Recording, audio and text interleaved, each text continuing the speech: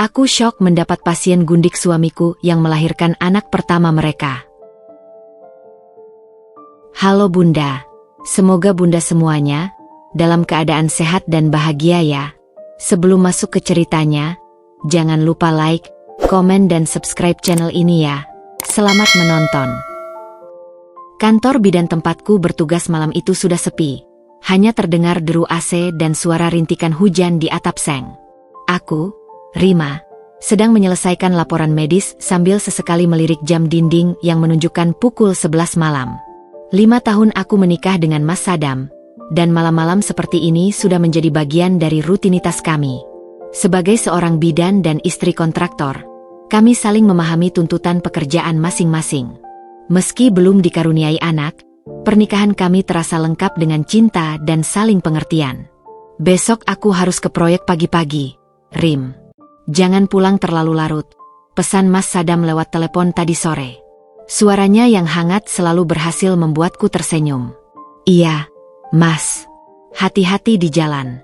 Aku juga cuma tunggu laporan ini selesai, jawabku kala itu, sama sekali tidak menduga bahwa malam ini akan menjadi titik balik kehidupan pernikahan kami. Hujan semakin deras ketika aku mendengar suara mobil berhenti di depan klinik. Biasanya, pasien yang datang pada jam segini adalah kasus-kasus darurat.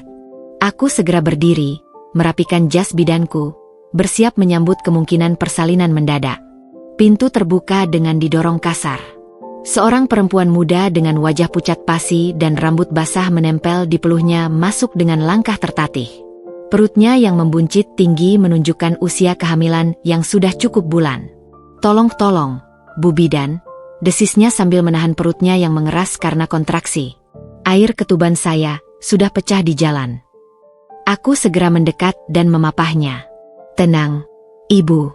Pelan-pelan saja. Ini pembukaan berapa? Aku tidak tahu, jawabnya terbata-bata. Tapi rasanya mau keluar. Saat itulah, dari balik pintu, muncul sosok yang sangat kukenal. Pria itu masih mengenakan jas hujan berwarna biru tua yang kupilihkan untuk ulang tahunnya bulan lalu. Rambutnya basah, matanya penuh kecemasan, dan tangannya masih memegang kunci mobil yang sering kupinjam. Rima? Suaranya terdengar serak. Wajahnya pucat melihatku berdiri di sana. Kau yang jaga malam ini? Aku kira jadwal piketmu besok. Dunia seakan berhenti berputar. Aku berdiri membeku, tangan kananku masih memapah perempuan itu, sementara mataku tak percaya menatap suamiku sendiri. Ada apa Mas Sadam di sini? Siapa perempuan ini? Mas Sadam? Kataku pelan, suaraku gemetar. Apa yang terjadi di sini? Perempuan yang kupapah itu memegangi perutnya erat-erat. Sadam, tolong, sakit sekali. Panggilan akrab itu seperti tamparan keras di pipiku. Aku melihat bagaimana Mas Sadam segera mendekat dan menggantikan posisiku memapah perempuan itu. Tatapannya menghindar dariku. Rima, tolong, dia butuh pertolongan. Ini darurat, pinta Mas Sadam dengan suara rendah, hampir seperti berbisik. Naluri profesional sebagai bidan akhirnya mengambil alih. Meski hatiku berontak, tanganku bergerak otomatis. Bawa ke ruang bersalin. Kamu tunggu di luar. Perintahku pada Mas Sadam dengan suara datar yang bahkan mengejutkan diriku sendiri. Sepanjang proses persalinan, aku seperti robot. Tanganku bekerja dengan terampil, memeriksa pembukaan, memantau detak jantung janin, memberi instruksi pada perempuan itu untuk mengejan. Tapi di dalam, hatiku hancur berkeping-keping. Setiap kali perempuan itu merintih kesakitan, Mas Sadam yang kulihat dari balik kaca ruangan terlihat gelisah. Wajahnya cemas seperti dialah yang harus menanggung rasa sakit itu. Bu Bidan, tolong, beritahu Sadam aku baik-baik saja. Pinta perempuan itu di sela-sela kontraksi. Aku mengangguk kaku. Fokus saja pada prosesnya. Ibu. Nama ibu siapa? Ulfa. Jawabnya singkat sebelum mengerang kesakitan lagi. Ulfa. Namanya terpatri dalam ingatanku.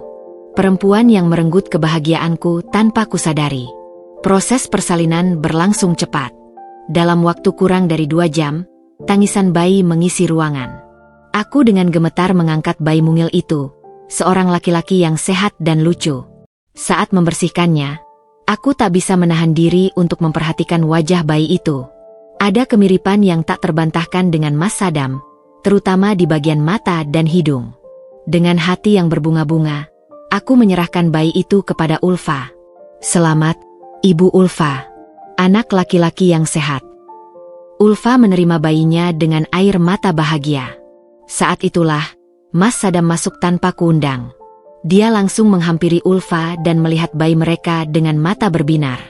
Cantik sekali, seperti ibunya, bisik Mas Sadam pada Ulfa, sama sekali mengabaikan kehadiranku. Kata-kata itu seperti pisau yang mengoyak-ngoyak jantungku. Aku masih ingat, dulu dia selalu bilang ingin punya anak perempuan yang cantik sepertiku. Aku beri nama Arka, kata Ulfa bangga, memandang Mas Sadam penuh cinta. Arka Sadam Putra, tambah Mas Sadam dengan lembut, mengusap kepala bayi itu. Aku berdiri di sudut ruangan, menyaksikan pemandangan yang tak pernah terbayangkan ini. Suamiku, bersama perempuan lain dan anak mereka, membentuk keluarga bahagia. Aku hanya penonton, bidan yang harus menyaksikan kehancuran hidupnya sendiri. Setelah memastikan kondisi Ulfa dan bayi stabil, aku keluar ruangan dengan langkah gontai. Mas Sadam mengikutiku. Rima, aku bisa menjelaskan. Katanya mencoba memegang tanganku. Aku menarik tanganku dengan kasar. Jangan sentuh aku. Penjelasan apa yang kau punya, Mas? Bahwa selama 2 tahun ini kau berselingkuh? Bahwa kau membawa gundikmu ke tempat kerjaku untuk melahirkan anak haram? Rima, tolong, jangan bilang begitu. Dia bukan gundik, dan Arka bukan anak haram. Apa? Kau sudah berani menyangkal statusnya? Atau kau sudah menikah dengannya secara diam-diam? Tanyaku, suaraku bergetar menahan amarah dan kesedihan. Mas Sadam diam, wajahnya menunduk. Itu lebih dari cukup sebagai jawaban. Dadaku sesak, sulit bernapas. Aku harus keluar dari sini. Tanpa berkata lagi, aku berjalan meninggalkannya. Aku melewati koridor, mengambil tas dan jaketku, lalu keluar ke tengah hujan yang masih deras. Air mata yang kutahan sepanjang malam akhirnya tumpah, bercampur dengan air hujan yang menghujam tubuhku. Malam itu, di bawah rinai hujan, aku bukan lagi Rima yang percaya pada cinta dan kesetiaan. Aku adalah Rima yang terkecoh, yang harus menyaksikan pengkhianatan terkejam dengan matanya sendiri. Dan yang paling menyakitkan, aku harus menjadi bidan yang menolong kelahiran buah hati dari perselingkuhan suamiku sendiri. Hujan masih mengguyur atap seng klinik dengan suara berisik yang memekakkan telinga. Aku berdiri di bawah atap kecil depan klinik, tubuhku menggigil hebat bukan karena hawa dingin malam, tapi karena getaran dari dalam diriku sendiri. Air mata sudah tak lagi bisa kutahan, bercampur dengan air hujan yang menerpa wajahku. Dunia yang kukira kokoh, tiba-tiba runtuh dalam sekejap. Rima, Rima, tunggu. Suara Mas Sadam dari belakang membuatku semakin ingin lari. Tapi kakiku bagai dijejaki beton, tak mampu bergerak. Dia menghampiriku, wajahnya yang biasanya tampan dan penuh wibawa, kini terlihat compang-camping oleh rasa bersalah dan ketakutan. Aku akan pulang dulu, kataku dengan suara serak, mencoba menerobos hujan menuju mobil. Tidak, kamu tidak bisa menyetir dalam kondisi seperti ini. Mas Sadam menarik lenganku dengan kuat. Ayo masuk, kita bicara. Dia menyeretku kembali ke dalam klinik. Ruang tunggu yang biasanya terasa nyaman dan menenangkan, kini terasa seperti penjara. Aku duduk di kursi plastik oranye, sementara Mas Sadam duduk di depanku, tangannya menutupi wajah. Mulai kapan? Tanyaku dengan suara datar, memecah kesunyian yang tegang. Mas Sadam menghela napas panjang. 2 tahun yang lalu. 2 tahun? Suaraku nyaris tercekik. Kita sudah menjalani kebohongan selama 2 tahun. Dia adalah anak dari rekan bisnis, Rima. Awalnya hanya urusan profesional. Tapi kemudian kau tidur dengannya? Kau menjalin hubungan? Kau menghamilinya? Hardikku, suaraku mulai meninggi. Dengar dulu penjelasanku, Rim. Keluargaku terus menekan karena kita belum punya anak. Ibumu pun sering bertanya kapan punya cucu. Aku lelah, Rima. Aku butuh pelarian. Jadi ini salahku? Karena aku belum bisa memberimu anak. Dadaku sesak, rasa sakit itu begitu nyata. Kau tahu betapa aku setiap bulan berharap, berdoa, menjalani berbagai pengobatan. Dan daripada mendukungku, kau justru mencari pelarian. Bukan begitu maksudku. Mas Sadam mencoba membela diri. Aku hanya lemah. Ulfa, dia memberiku perhatian yang berbeda. Perhatian yang berbeda. Aku terkekang pahit. Apa yang tidak kuberikan padamu, Sadam? Aku bekerja, mengurus rumah, melayanimu, mendukung semua keputusanmu. Apa masih kurang? Dia diam, menundukkan kepala. Aku tahu ini salah, Rima. Tapi ketika tahu Ulfa hamil, aku tidak tega. Aku tidak tega pada anak itu. Jadi kau tega padaku? Tega membohongiku selama 2 tahun? Tega membawanya ke sini, ke tempat kerjaku. Suaraku bergetar menahan amarah. Kenapa, Sadam? Kenapa harus di sini? Dia tadi malam ngotot ingin ditangani oleh bidan yang terbaik. Dan dia tahu kamu bidan yang handal. Jawabnya pelan. Jadi dia tahu tentang aku? Dia tahu kamu sudah menikah? Tanyaku. Rasa hancur itu semakin dalam. Mas Sadam mengangguk pelan. Dia tahu segalanya, Rima. Tapi dia tidak peduli. Katanya, yang penting aku jujur padanya. Aku tertawa getir. Jujur? Kau jujur padanya tapi membohongiku? Sadam, kau lebih memilih menjadi jujur pada gundikmu daripada pada istrimu sendiri. Aku tidak merencanakan semua ini, Rima. Semua terjadi begitu saja. Bentaknya, lalu langsung menyesal. Maaf, aku tidak bermaksud. Tidak, potongku, berdiri. Cukup. Aku sudah mendengar semua yang perlu kudengar. Aku masih mencintaimu, Rima, katanya tiba-tiba, memegang tanganku. Aku dan Ulfa, itu hanya kesalahan. Kamu adalah istriku, wanita yang ingin kuhidupi seumur hidupku. Aku menarik tanganku dengan kasar. Jangan sentuh aku. Kau baru saja menyaksikan kelahiran anakmu dengan perempuan lain, dan kau berani bilang masih mencintaiku. Tapi itu kenyataan, Rima. Aku tidak bisa meninggalkan anak itu. Tapi aku juga tidak ingin kehilanganmu. Kau ingin memiliki kedua kami? Kau pikir ini zaman kerajaan di mana seorang suami boleh memiliki banyak istri? Tanyaku dengan pedas. Dia diam lagi, dan dari tatapan matanya yang menghindar, aku tahu itulah yang diinginkannya. Rima, tolong, pinta Mas Sadam, suaranya lemah. Berilah kita kesempatan untuk memperbaiki ini. Aku janji akan mengatur semuanya. Ulfa dan anak itu tidak akan mengganggu kita. Mereka sudah mengganggu, Sadam. Mereka sudah menghancurkan pernikahan kita malam ini. Tangisku tak terbendung lagi. Aku tidak akan pernah bisa melupakan pemandangan tadi. Kau memandangi mereka dengan penuh cinta. Sementara aku yang harus menolong persalinan perempuan yang merusak rumah tanggaku. Aku berjalan menuju pintu, mengambil tasku. Aku akan pulang. Jangan ikut aku. Tunggu, Rima. Bagaimana dengan besok?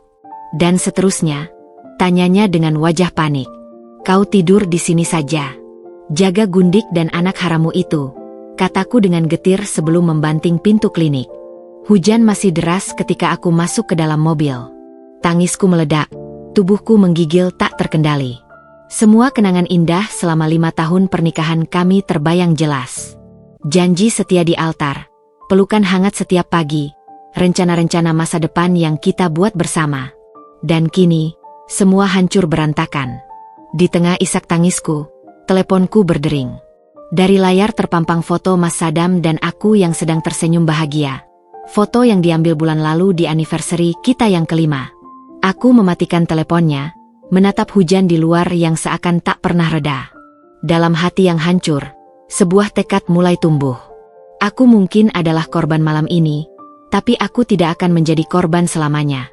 Kau akan menyesal, Sadam, bisikku pada bayangannya di kaca mobil yang berembun. Kau dan Gundikmu akan membayar mahal untuk semua ini. Tapi pertama-tama, aku harus kuat. Harus bisa melewati malam yang paling menyakitkan dalam hidupku ini.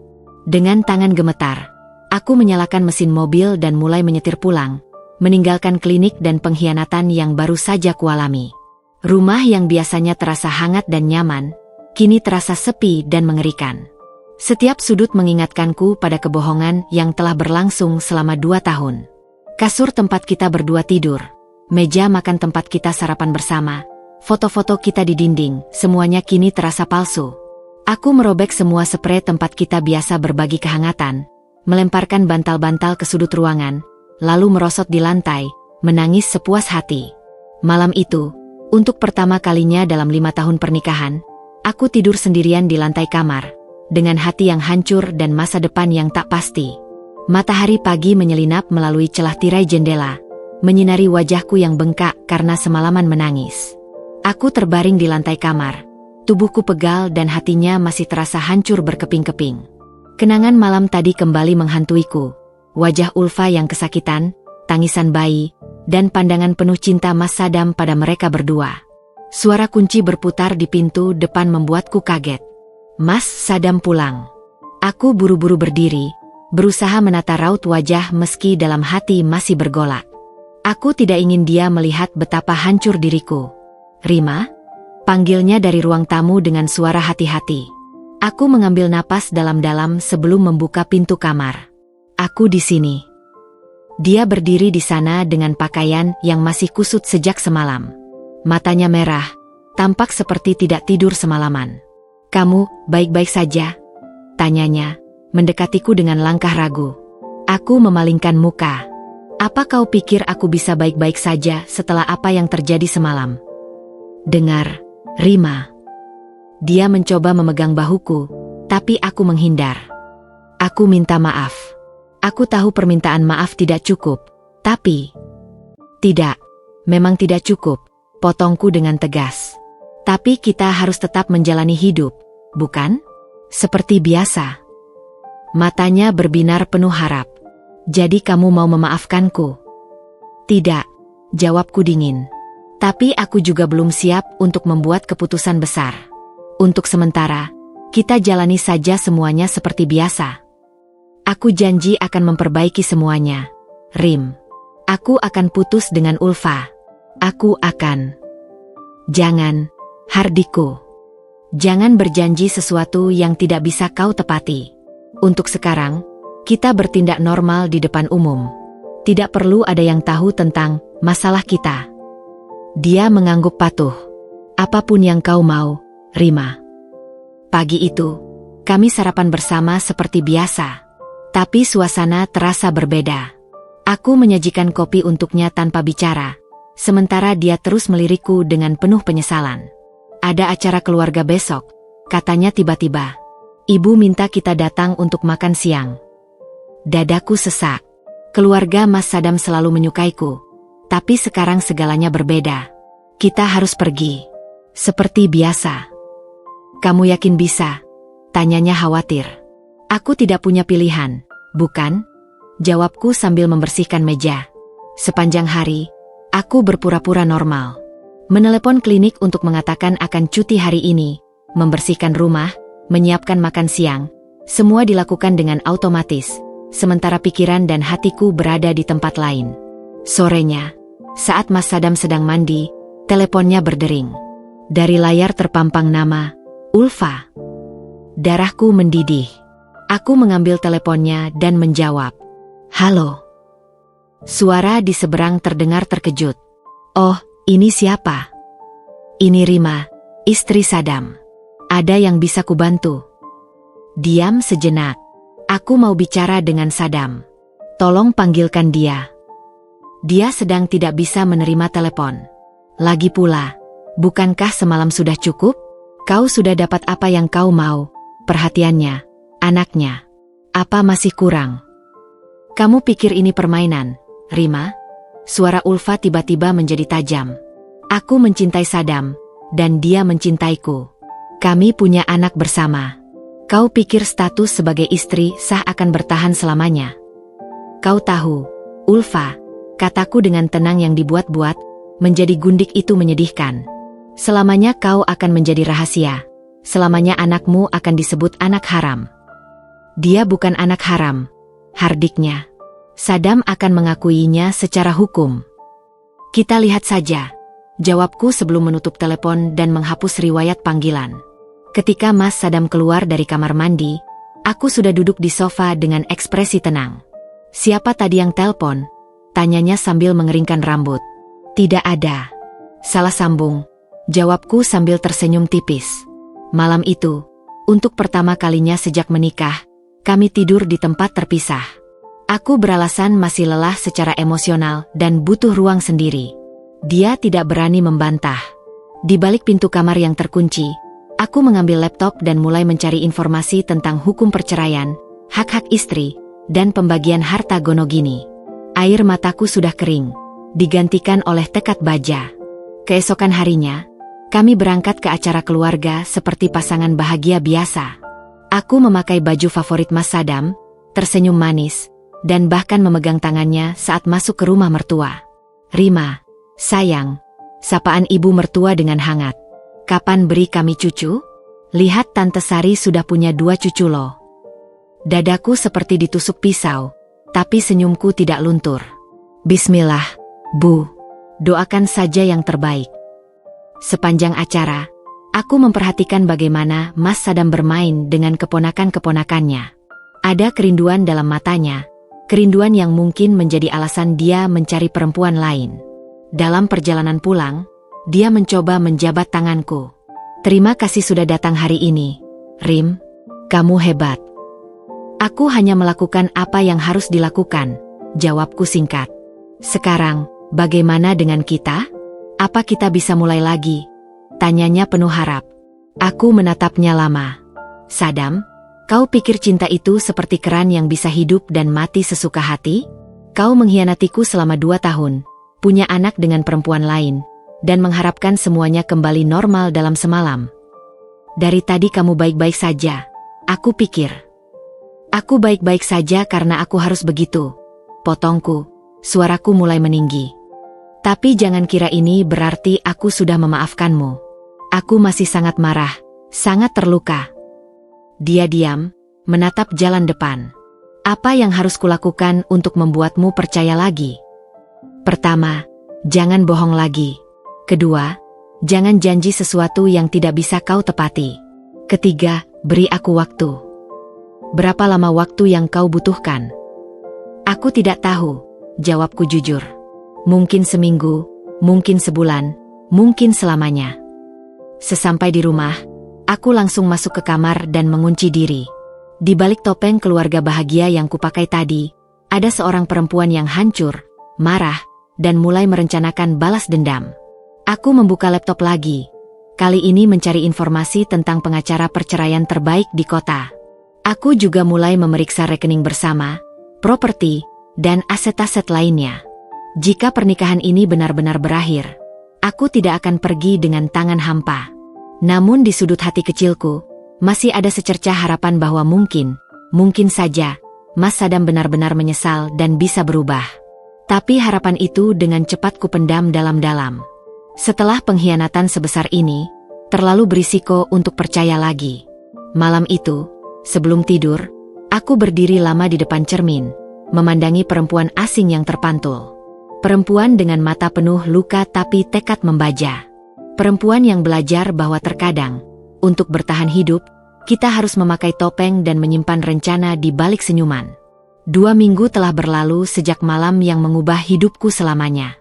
2 minggu aku hidup dalam kepura-puraan, tersenyum pada suamiku di pagi hari sementara malam harinya aku tidur dengan pintu kamar terkunci. 2 minggu menahan amarah setiap kali teleponnya berdering dan kulihat nama, Ulfa, di layar. Nama yang kini kuganti dengan kontak kantor, agar tak lagi membuatku ingin membanting ponselnya. Hari ini adalah hari pertamaku kembali bertugas di klinik. Setiap sudut ruangan ini mengingatkanku pada malam itu. Bau desinfektan yang sama, suara AC yang sama, bahkan kursi plastik oranye tempatku duduk menangis setelah menolong persalinan yang menghancurkan hidupku. Selamat datang kembali, Bu Rima, sapa Maya, bidan muda yang bertugas bersamaku. Kami dengar kamu cuti karena keluarga sakit. Semua sudah baik-baik saja. Aku memaksakan senyum. Sudah lebih baik, terima kasih, Maya. Sepanjang shift, Tanganku gemetar setiap kali ada pasien hamil yang datang. Setiap desahan napas, setiap rintihan kesakitan, membawaku kembali ke malam itu. Tapi aku harus kuat.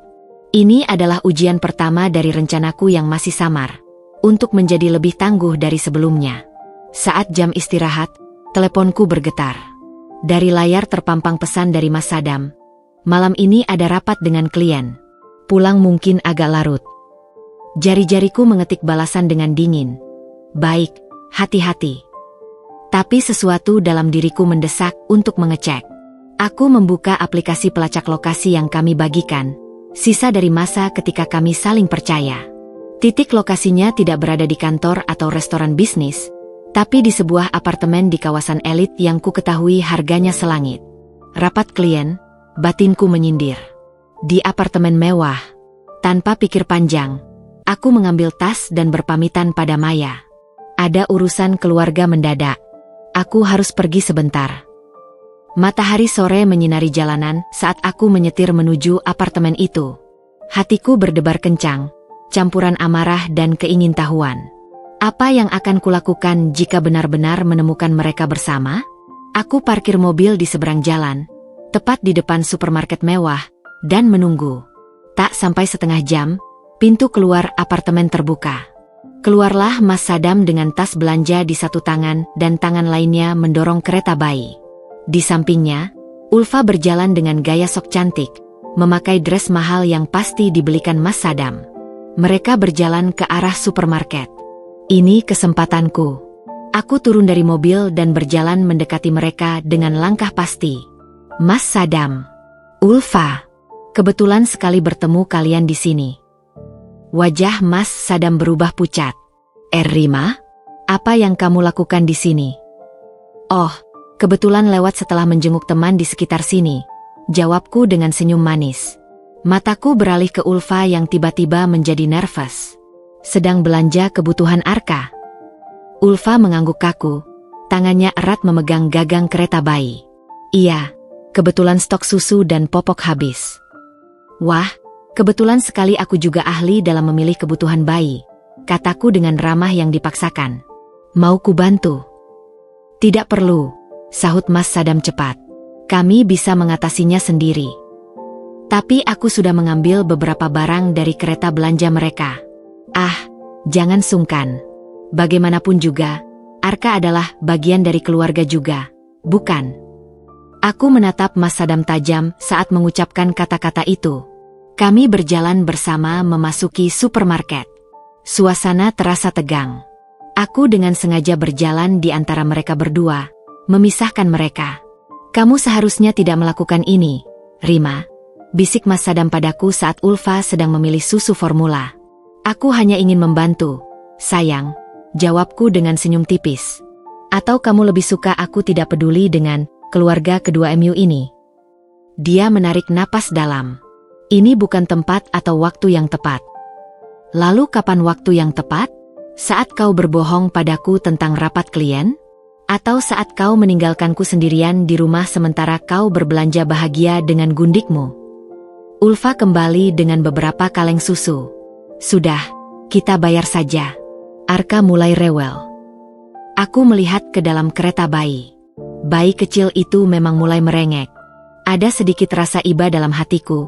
Anak ini tidak bersalah dalam semua kekacauan ini.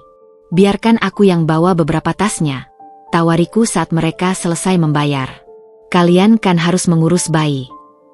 Sebelum Mas Sadam menolak, aku sudah mengambil 2 tas belanja terberat. Kami berjalan keluar supermarket menuju tempat parkir. Saat menyeberang jalan kecil di depan apartemen, kakiku tiba-tiba terpeleset di atas permukaan yang licin. Aku terjatuh dengan dramatis, dan tas belanja yang kubawa terbuka, berantakan di aspal. Oh tidak, telur-telurnya, teriak Ulfa panik. 2 lusin telur organik mahal yang baru saja dibelinya kini pecah berantakan. Kuning telurnya mengalir di antara buah-buahan impor dan boks popok mahal. Maaf sekali, kataku dengan wajah penuh penyesalan yang kubuat-buat. Aku tidak lihat ada air di sini. Tadinya ingin membantu, malah jadi bencana. Mas Sadam membantu aku berdiri dengan wajah campur aduk, antara khawatir dan curiga. Kamu tidak apa-apa, Rim. Aku baik-baik saja, jawabku sambil menyeka rok yang sedikit kotor. Tapi belanjaan kalian. Ah, sayang sekali telur-telur ini. Harganya pasti tidak murah ya. Ulfa memandangiku dengan mata menyala. Kamu sengaja, ya? Kamu sengaja melakukan ini. Ulfa, tegur Mas Sadam. Tapi Sadam, lihat ini. Ratusan ribu rupiah terbuang. Dia pasti sengaja. Aku membuat wajah tersinggung yang sempurna. Mengapa aku harus melakukan itu? Aku hanya ingin membantu. Kecelakaan bisa terjadi pada siapa saja. Aku menatap Mas Sadam. Kamu juga percaya aku sengaja, Mas? Dia tampak bingung, terombang-ambing antara dua perempuan dalam hidupnya. Tentu tidak, Rim. Kamu kan tidak seperti itu. Kepuasan kecil mengalir dalam diriku. Aku telah berhasil menanamkan keraguan dalam benak Ulfa, sementara tetap mempertahankan image baik di depan Mas Sadam. Begini saja, kataku sambil mengambil dompet. Aku akan ganti semua yang rusak. Anggap saja sebagai hadap untuk Arka. Tidak perlu, potong Ulfa dengan kasar. Kami bisa beli sendiri. Tapi aku sudah mengeluarkan beberapa lembar uang ratusan ribu dan menyodorkannya pada Mas Sadam. Ambil, Mas, untuk mengganti yang rusak. Dia menerimanya dengan ragu. Terima kasih, Rim. Kamu terlalu baik. Oh, aku tidak baik, pikirku dalam hati. Ini baru permulaan. Setelah mereka masuk ke apartemen dengan sisa belanjaan yang berantakan, aku kembali ke mobil dengan senyum kepuasan. Karma kecil telah kutebarkan hari ini. Mereka mungkin tidak menyadarinya sekarang, tapi ini adalah awal dari rencana besarku. Di dalam mobil, aku mengambil ponsel dan mengetik pesan pada Mas Sadam. Maaf tadi merepotkan. Aku hanya ingin menerima kenyataan dan berusaha berbaikan. Tapi mungkin lebih baik jika lain kali kamu jangan berbohong padaku tentang di mana kamu berada. Beberapa menit kemudian, balasannya datang. Kamu benar. Aku yang salah. Lain kali aku akan jujur. Aku tersenyum getir. Permainan telah dimulai. Dan kali ini, aku yang akan menulis aturannya. Pagi-pagi sekali, sebelum matahari terbit, aku sudah duduk di meja makan dengan laptop terbuka. Mas Sadam masih tertidur pulas di kamar tamu. Sebuah pengaturan baru sejak malam pengkhianatannya terungkap. Cahaya layar menerangi wajahku yang mulai menunjukkan garis-garis kelelahan dan ketegangan. Klip, klip, klip. Suara jari-jariku mengetik keyboard terdengar nyaring dalam keheningan fajar. Aku membuka satu persatu file keuangan perusahaan yang kusimpan rahasia di cloud pribadi. Hasil dari belajar selama seminggu terakhir dengan alasan ingin membantu mengurus administrasi. Rima, kamu sudah bangun. Suara Mas Sadam dari balik pintu membuatku kaget. Aku cepat-cepat meminimalkan semua jendela di layarku. Sudah, Mas. Aku sedang buatkan sarapan, sahutku sambil bergegas ke dapur. Dia masuk ke ruang makan dengan piyama yang masih kusut. Kok pagi-pagi sudah buka laptop? Oh, cuma cek email dari klinik saja, jawabku sambil menuangkan kopi untuknya. Kamu tidur nyenyak? Tidak terlalu, dia mengeluh sambil mengambil cangkir. Aku ada meeting penting pagi ini dengan investor baru. Proyek perumahan di Bintaro. Dadaku berdebar.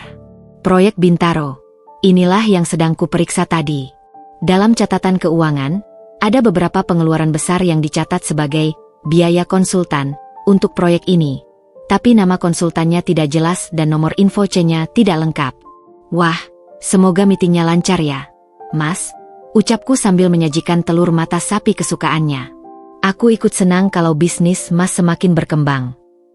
Dia tersenyum, senang dengan dukunganku. Terima kasih, sayang. Aku janji setelah proyek ini beres, kita akan liburan ke Bali. Seperti dulu. Seperti dulu, kata-kata itu menggantung di udara seperti bau pesing.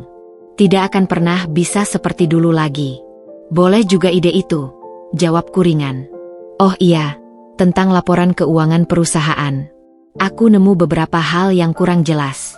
Mungkin nanti sore kita bisa bahas bersama. Wajahnya berubah sedikit. Laporan keuangan? Kamu tidak perlu repot-repot dengan itu. Rim, aku yang urus. Tapi kan aku sudah belajar. Mas, aku ingin benar-benar membantumu, kataku dengan wajah polos. Lagi pula, sebagai istri, aku harus paham kondisi keuangan keluarga kita, bukan? Dia tampak tidak nyaman tapi tidak bisa menolak. Baiklah, nanti malam kita lihat bersama. Setelah dia pergi meeting, aku kembali membuka file-file rahasia itu. Jam demi jam kuhabiskan untuk menganalisis setiap transaksi mencurigakan. Dan yang kutemukan membuat darahku mendidih. Dalam 6 bulan terakhir, ada lebih dari 9 transfer rutin, selalu di tanggal 5 setiap bulannya, ke sebuah rekening atas nama Ulfiana Sari. Jumlahnya selalu 15 juta rupiah. Uang bulanan untuk gundiknya. Batinku menyala-nyala. Tak hanya itu, ada pembayaran DP untuk apartemen tempat Ulfa tinggal, langsung dari rekening perusahaan. Juga pembelian mobil mini SUV yang tercatat sebagai kendaraan operasional, tapi plat nomornya sama dengan yang kulihat diparkir di depan apartemen Ulfa. Sorenya, saat Mas Sadam pulang dengan wajah lelah, aku sudah menunggu di meja kerja dengan printout laporan keuangan. Meetingnya lancar? Tanyaku sambil menyodorkan segelas jus. Lumayan, jawabnya singkat. Matanya langsung tertuju pada tumpukan kertas di meja. Ini apa? Beberapa catatan yang ingin kubicarakan, ucapku dengan suara lembut. Aku khawatir ada yang tidak beres dengan pembukuan kita. Dia duduk dengan berat. Tidak beres bagaimana? Aku membuka halaman yang sudah kutandai. Misalnya nih, Mas, transfer rutin setiap bulan ke Ulfiana Sari ini. Siapa itu? Konsultan. Wajahnya pucat. Itu memang konsultan untuk urusan perizinan. Perizinan? Tapi jumlahnya selalu sama setiap bulan, dan tidak ada info C-nya. Menurut aturan perpajakan, ini bisa bermasalah loh. Dia mulai berkeringat. Kamu tidak perlu khawatir tentang itu. Aku yang urus. Tapi aku sudah telusuri lebih lanjut, kataku sambil membalik halaman. Nama ini sama dengan, ya sudahlah, mungkin hanya kebetulan. Dia menatapku tajam. Apa maksudmu? Tidak apa-apa, Mas. Lalu yang ini, aku menunjukkan catatan pembelian apartemen. Kok perusahaan kita yang bayar DP-nya? Apa ini aset perusahaan? Rima, cukup, bentaknya tiba-tiba. Aku tidak suka caramu menyelidiki seperti ini. Aku berpura-pura tersinggung. Menyelidiki? Aku hanya ingin membantu. Aku khawatir kalau ada yang memanfaatkan kebaikan hatimu. Mas, kamu kan orangnya terlalu baik, mudah percaya pada orang lain. Strategiku berhasil. Amarahnya mereda digantikan oleh rasa bersalah. Maaf, aku tidak bermaksud membentak, katanya. Tapi percayalah padaku untuk urusan ini. Aku selalu percaya padamu, sayang, kataku sambil memegang tangannya. Tapi sebagai pasangan, kita harus saling melindungi. Aku tidak mau ada yang menyusup ke perusahaan kita dan menyalahgunakan kepercayaanmu. Dia menarik napas panjang. Apa yang ingin kamu lakukan? Aku ingin membantu merapikan pembukuan. Setidaknya, untuk transaksi-transaksi besar, harus ada info C dan approval dari kita berdua. Untuk melindungi aset kita. Aku melihat konflik dalam matanya. Di satu sisi, dia tidak ingin aku tahu lebih banyak tentang pengeluarannya untuk Ulfa. Di sisi lain, menolak tawaranku akan tampak mencurigakan. Baiklah, akhirnya dia mengalah. Tapi hanya untuk transaksi di atas 50 juta saja. Tentu, Mas, jawabku manis. Aku hanya ingin yang terbaik untuk kita. Malam itu, setelah dia tertidur, aku menyusun strategi berikutnya. Dengan akses ke pembukuan, aku bisa memantau setiap rupiah yang dialirkan ke Ulfa. Dan yang lebih penting, aku bisa mulai mengamankan aset-aset penting atas nama kami berdua. Keesokan harinya, dengan senyum kepuasan, aku mentransfer sebagian dana darurat perusahaan ke rekening investasiku atas nama kami berdua. Tentu saja dengan catatan sebagai dana cadangan proyek. Ini adalah langkah pertamaku dalam melindungi hakku, sambil perlahan-lahan mengeringkan sumber keuangan yang selama ini menghidupi Ulfa dan anaknya. Setiap klik mouse terasa seperti menjahit jaring yang akan menjerat mereka berdua. Dan aku, Rima si istri baik, akan menjadi laba-laba yang sabar menunggu di tengah jaring itu. Minggu pagi yang seharusnya tenang tiba-tiba berubah menjadi mimpi buruk ketika bel rumah berbunyi nyaring. Aku yang sedang menikmati kopi di teras belakang, bergegas ke depan. Melalui lubang pintu, kulihat sosok yang tak kungginkan. Ulfa berdiri di depan pintu dengan kereta bayi mewah dan senyum tipis yang penuh arti. "Selamat pagi, Rima," sapanya dengan nada manis yang dibuat-buat. "Kami sedang jalan-jalan pagi dan lewat sini. Kebetulan Arka rewel. Bolehkah kami mampir sebentar?" Jari-jariku mengeras ingin membanting pintu, tapi kendalikan diri. Dari sudut mataku, kulihat Mas Sadam yang sedang baca koran di ruang tamu langsung tegang. "Tentu saja, silakan masuk," kataku dengan keramahan palsu, membuka pintu lebar-lebar. "Wah, Arka sudah besar ya?" Mas Sadam berdiri dengan wajah pucat. "Ulfa, apa yang kau lakukan di sini?" "Oh, jangan marah, sayang," katanya masih dengan suara manis. "Kebetulan lewat dan Arka kepanasan. Pikirku sekalian mampir, kan rumahnya juga besar dan sejuk." Kata "sayang" itu sengaja diucapkannya dengan lancar, membuatku ingin muntah. Tapi aku tersenyum lebih lebar. "Betul sekali, Mas. Biarkan Ulfa dan Arka istirahat sebentar. Aku akan buatkan teh." Aku berjalan ke dapur dengan langkah tenang, meski jantung berdebar kencang. Ini adalah invasi teritorial, dan aku tidak akan membiarkannya menang. Ketika aku kembali dengan nampan berisi teh dan kue, Ulfa sudah duduk di sofa favoritku, sementara Mas Sadam berdiri gelisah di dekat jendela. "Rumahmu bagus sekali, Rima," puji Ulfa sambil matanya menyapu ruangan. "Tapi kurang sentuhan feminin, ya? Mungkin perlu warna-warna yang lebih cerah." "Oh, kami suka dengan suasana seperti ini," jawabku sambil menuangkan teh. Simple dan elegan. Khas keluarga profesional. Sentilanku membuatnya sedikit tersipu. Dia mengambil gelas teh dengan gerakan sok anggun. "Bagaimana kerja di klinik? Tidak takut tertular penyakit dari pasien?" tanyanya dengan kepura-puraan peduli. "Justru menyenangkan bisa membantu sesama," jawabku. "Apalagi membantu persalinan. Setiap bayi yang lahir adalah anugerah, meski kadang dalam situasi yang tidak ideal." Aku menatap Mas Sadam saat mengucapkan kata-kata terakhir. Arka mulai rewel di kereta bayinya. Ulfa mengangkatnya dengan gemas. "Dia mungkin lapar. Boleh aku gunakan dapur untuk menyiapkan susunya?" "Tentu," jawabku. "Tapi biar aku saja yang bantu. Kamu kan tamu." Aku memandu Ulfa ke dapur, sementara Mas Sadam tetap di ruang tamu dengan wajah was-was. Saat Ulfa sedang menyiapkan botol susu, aku berdiri di belakangnya. "Kau berani sekali datang ke sini," bisikku dengan suara rendah sehingga hanya dia yang mendengar. Dia menoleh, senyum tipisnya masih terpampang. "Kenapa tidak? Ini juga rumah Sadam, dan Arka adalah anaknya. Tapi ini rumahku, dan aku yang menjadi istri sahnya." "Untuk saat ini," jawabnya dingin sebelum kembali tersenyum manis. Setelah susu siap, kami kembali ke ruang tamu. Ulfa mulai menyusui Arka sambil sesekali melirik Mas Sadam. "Sadam, lihatlah.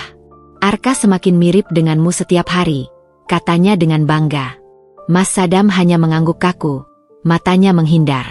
Aku duduk di samping Ulfa, berpura-pura memperhatikan bayi itu. Sebagai bidan, mataku langsung menangkap sesuatu. "Boleh aku pegang sebentar?" tanyaku. Ulfa ragu, tapi akhirnya menyerahkan Arka padaku. Aku memeriksa bayi itu dengan mata profesional. "Ulfa," kataku dengan suara yang sengaja dibuat khawatir. Aku perhatikan mata dan kulit Arka agak kuning. "Apakah kamu sudah periksa kadar bilirubinnya?" Wajah Ulfa berubah panik. "Kuning? Tapi kata dokter di klinik, itu normal untuk bayi baru lahir." "Biasanya memang normal, tapi jika berlanjut sampai usia segini, bisa jadi jaundice yang tidak tertangani. Itu berbahaya, bisa mempengaruhi perkembangan otaknya." "Astaga, serius?" Ulfa langsung mengambil kembali Arka dari tanganku, memeriksa bayi itu dengan cemas.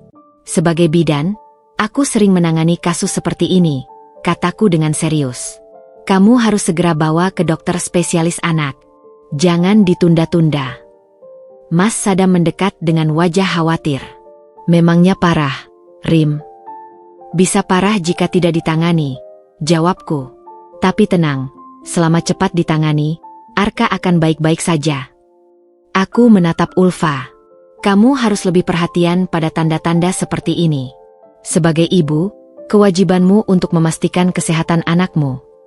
Sentiran halus itu berhasil.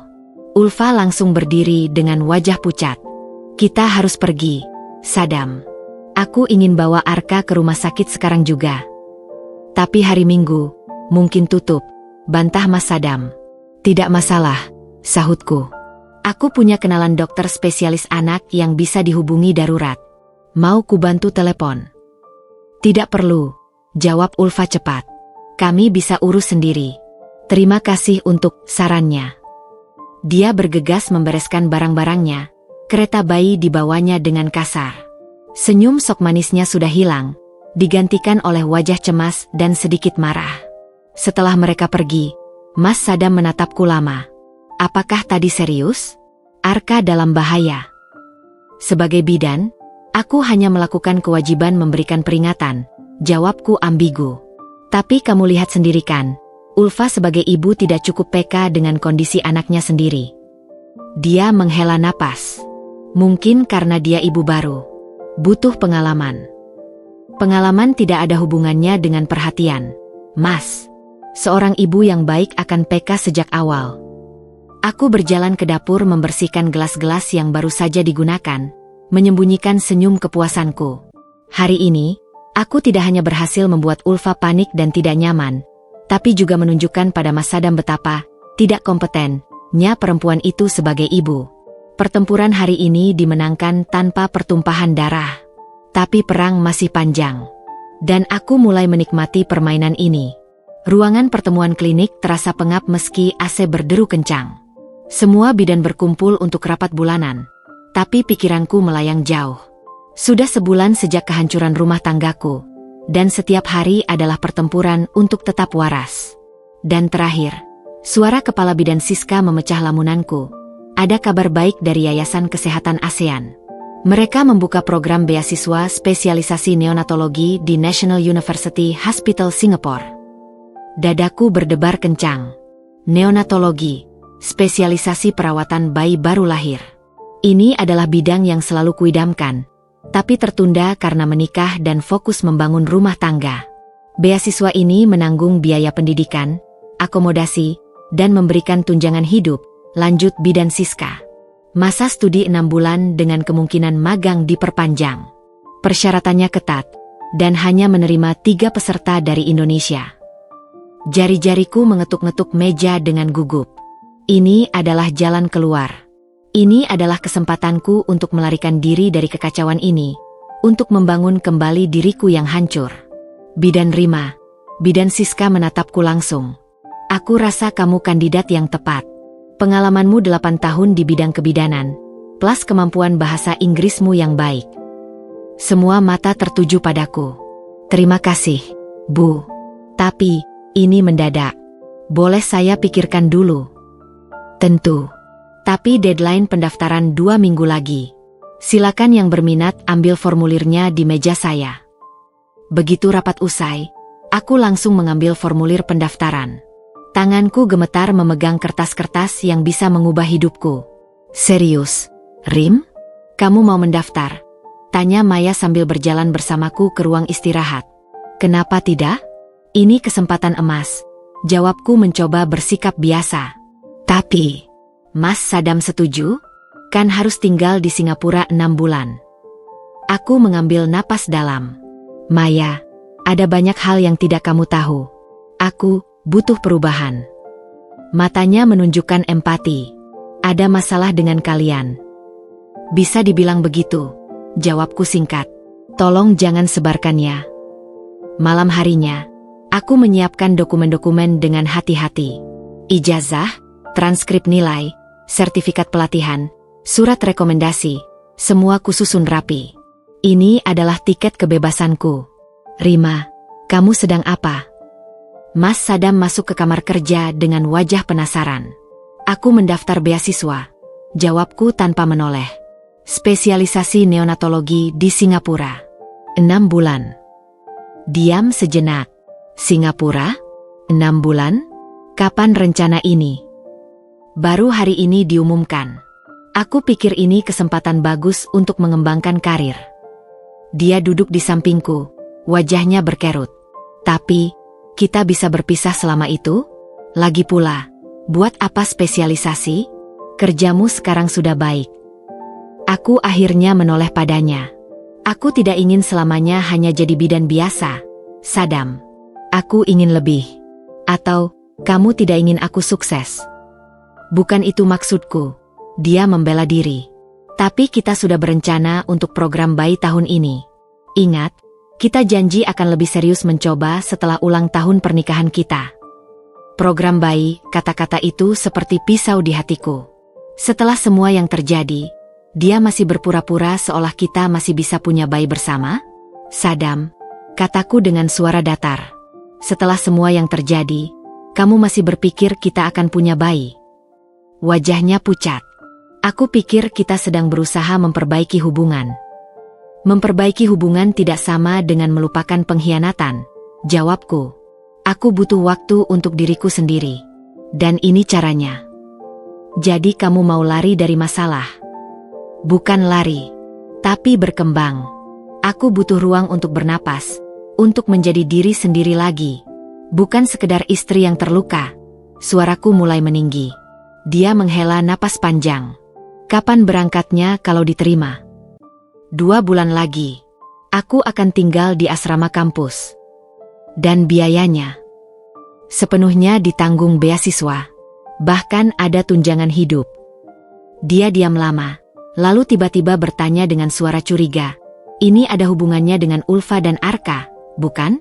Kamu mau menjauh dari mereka? Aku menatapnya tajam. Ini ada hubungannya dengan aku, Sadam. Dengan masa depanku. Tapi jika kamu mau berpikir seperti itu, silakan. Aku kembali menyusun dokumen-dokumenku, memberi isyarat percakapan usai. Tapi dia belum selesai.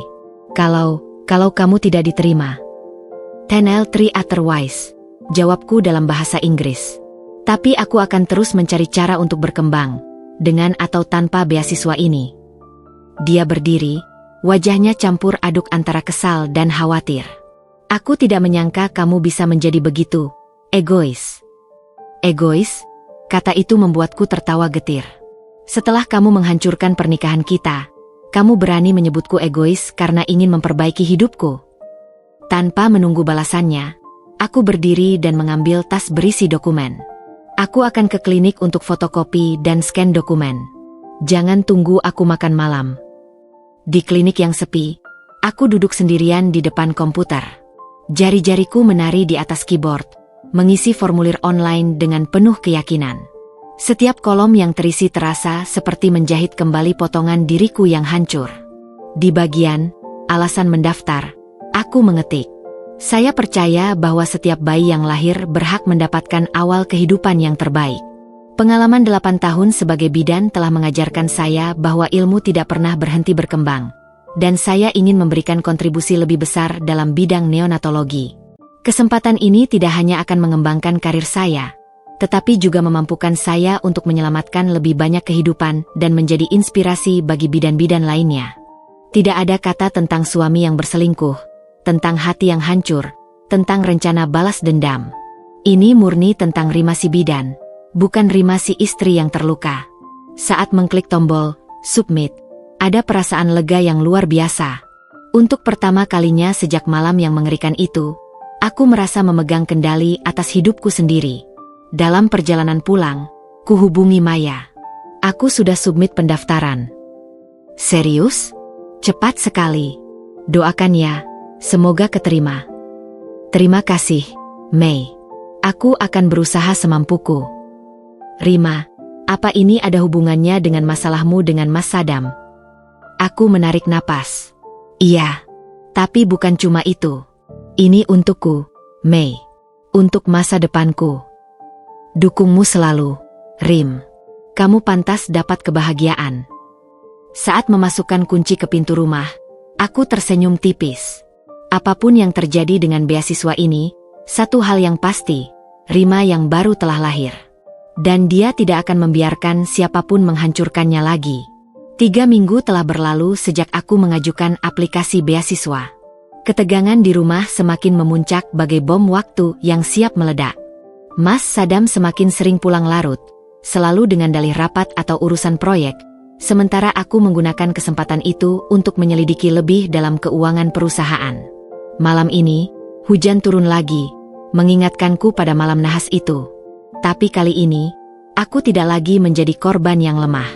Aku duduk di meja kerja dengan laptop terbuka, dikelilingi printout laporan keuangan dan bukti transfer. Pintu depan terbuka. Aku pulang, Rim, teriak Mas Sadam dengan suara lelah. Aku tidak menjawab.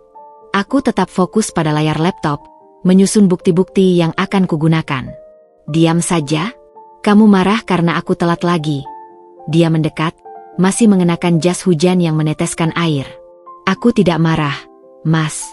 Aku hanya menemukan sesuatu yang menarik, kataku tanpa menoleh. Dia berdiri di belakangku, melihat layar laptop. Aku bisa merasakan kakunya. Apa itu? Ini laporan transfer 3 bulan terakhir, jawabku dengan suara datar. Ada sesuatu yang aneh. Dia menarik napas dalam. Rima, kita sudah bahas ini. Itu untuk keperluan bisnis. Bisnis? Akhirnya aku menoleh, menatapnya langsung. Kalau untuk bisnis, kenapa transfernya selalu ke rekening Ulfiana Sari? Dan kenapa jumlahnya meningkat dari 15 juta menjadi 25 juta per bulan? Wajahnya pucat. Dia membantu urusan administrasi proyek. Administrasi? Aku mengangkat alis. Tapi di sini ada transfer 50 juta untuk biaya kesehatan. Dan 100 juta untuk perawatan bayi. Sejak kapan perusahaan kita jadi asuransi kesehatan? Dia mulai berkeringat. Itu bantuan karena dia sedang kesulitan. Kesulitan? Suaraku mulai meninggi. Dia tinggal di apartemen mewah, pakai mobil SUV baru, belanja di supermarket premium, tapi bilang sedang kesulitan. Rima, tolong. Dia mencoba memegang bahuku, tapi ku hindari. Tunggu, masih ada lagi, potongku sambil mengambil selembar kertas. Ini apa? Transfer 200 juta untuk DP investasi properti? Tapi propertinya atas nama Ulfiana Sari. Dia terdiam, wajahnya berkerut. Sadam, dalam 3 bulan terakhir saja, kamu sudah mengalirkan hampir 500 miliar untuk perempuan itu. Sementara untuk operasional perusahaan, kamu bilang lagi susah?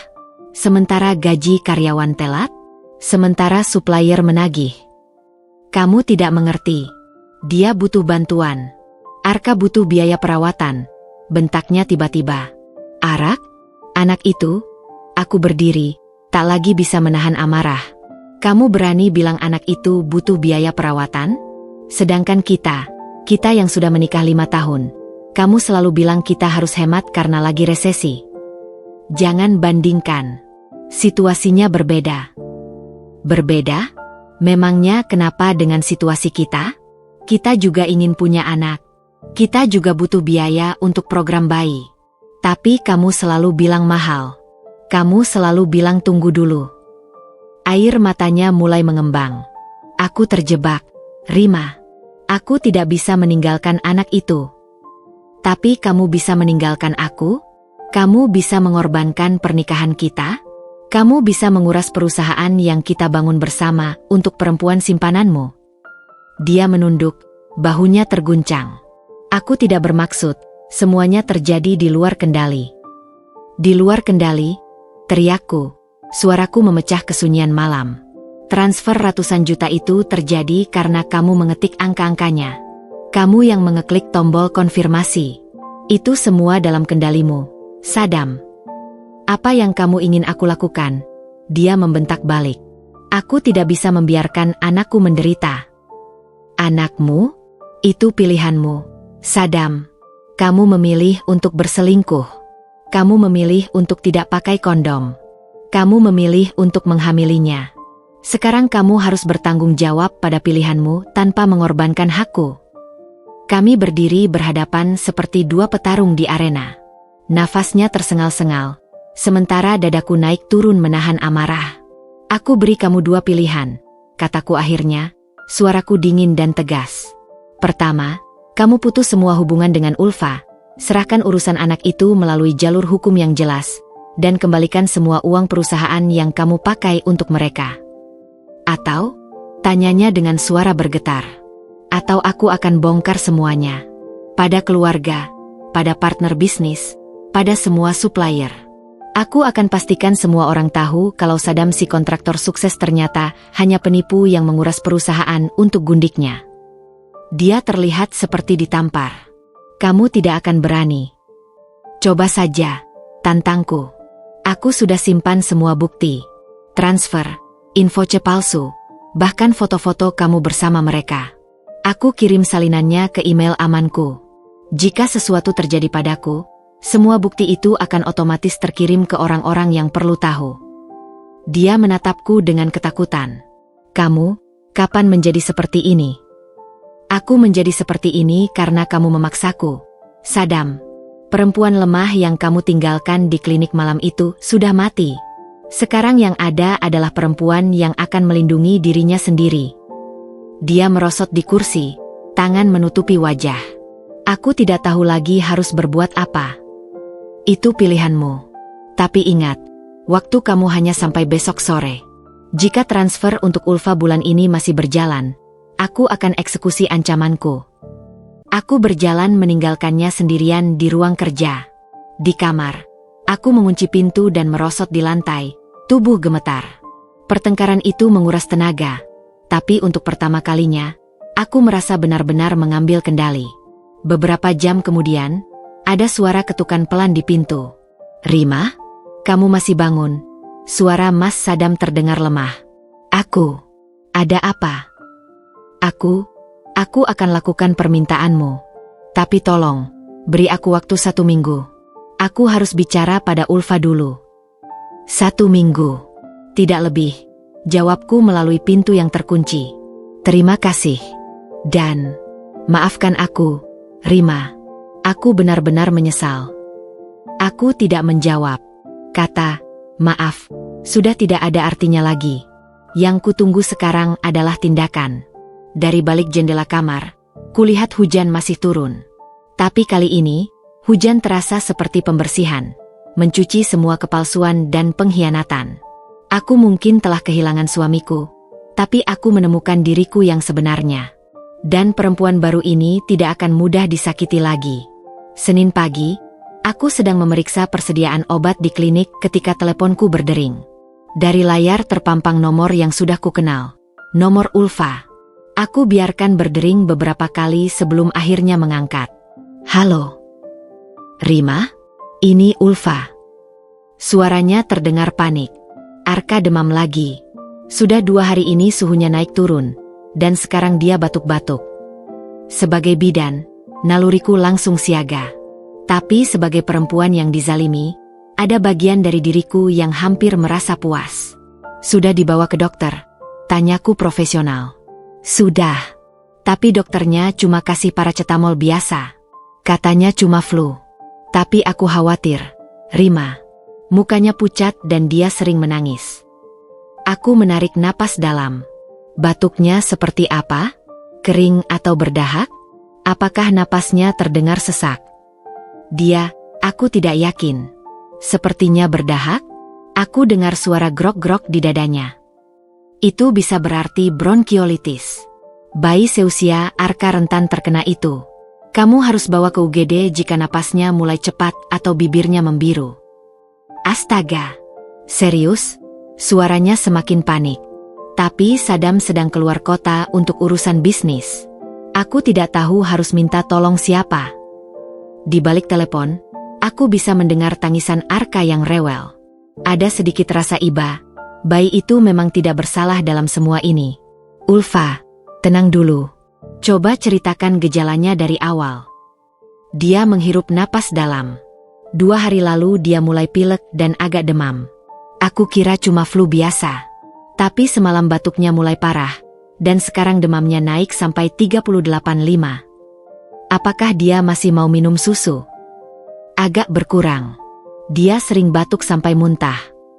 Ini sudah masuk kategori gawat darurat. Ulfa, kamu harus bawa dia ke rumah sakit sekarang. Jangan tunggu besok. Tapi dia masih ragu. Tapi dokter tadi bilang tidak apa-apa. Ulfa, suaraku tegas. Aku sudah 8 tahun jadi bidan. Aku pernah menangani bayi dengan gejala seperti ini yang akhirnya harus dirawat intensif. Dengarkan aku. Dia akhirnya menyerah. Baiklah. Tapi, bisakah kamu menemuiku di rumah sakit? Aku takut sendirian. Permintaannya membuatku terkejut. Tapi kemudian aku menyadari, ini adalah kesempatan emas. Tentu, jawabku. RS Premier dekat apartemenmu punya UGD anak yang bagus. Aku akan temui kamu di sana dalam 30 menit. Saat tiba di UGD, Ulfa sudah ada di sana dengan Arka yang terbungkus selimut. Wajahnya pucat dan mata sembab. Terima kasih sudah datang, Rima, katanya dengan suara lemah. Untuk pertama kalinya, senyum sok manisnya hilang. Aku segera memeriksa Arka. Bayi itu memang terlihat lesu, napasnya agak cepat, dan ada suara mengis saat bernapas. Kamu benar, kata seorang perawat yang mendekat. Dia menunjukkan gejala bronkiolitis. Kami akan lakukan nebulizer dan observasi. Saat Arka dirawat, aku dan Ulfa duduk di ruang tunggu. Suasana antara kami canggung. Aku tidak menyangka kamu mau membantuku, ucapnya akhirnya. Arka tidak bersalah. Sebagai bidan, aku punya kewajiban moral, jawabku dingin. Dia menunduk. Aku tahu kamu membenciku. Bukan kebencian, Ulfa. Tapi kekecewaan yang mendalam. Kamu tahu dia sudah menikah, tapi tetap meneruskan hubungan. Aku mencintainya, Rima, bisiknya.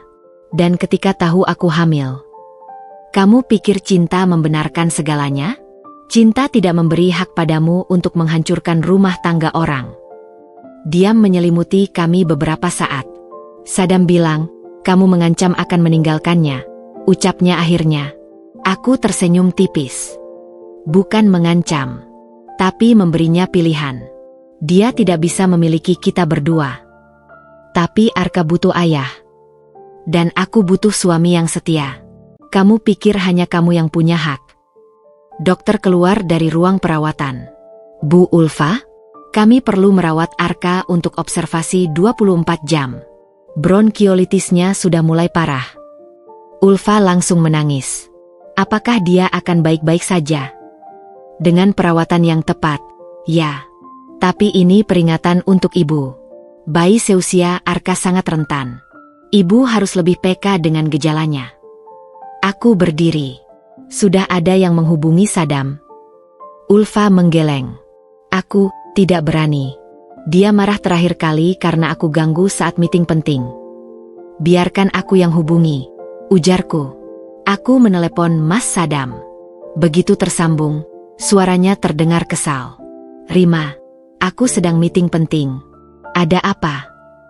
Meeting bisa ditunda. Anakmu dirawat di RS Premier karena bronkiolitis parah. Dokter bilang harus observasi 24 jam.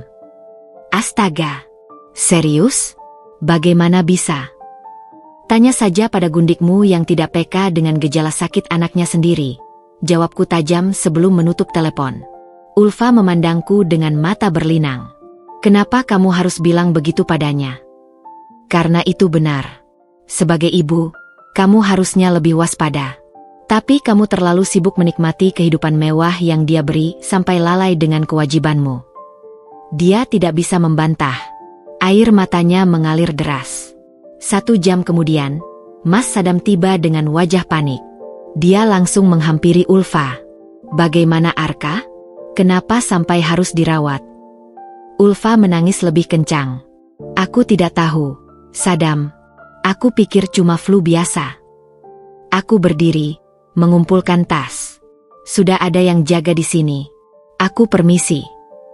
Rima, tunggu, panggil Mas Sadam. Terima kasih sudah membantu. Aku menoleh, memandangi mereka berdua. Ingat janjimu, Sadam. 1 minggu. Di mobil, aku menarik napas dalam. Adegan tadi mengingatkanku pada betapa rapuhnya kehidupan yang mereka bangun di atas pengkhianatan.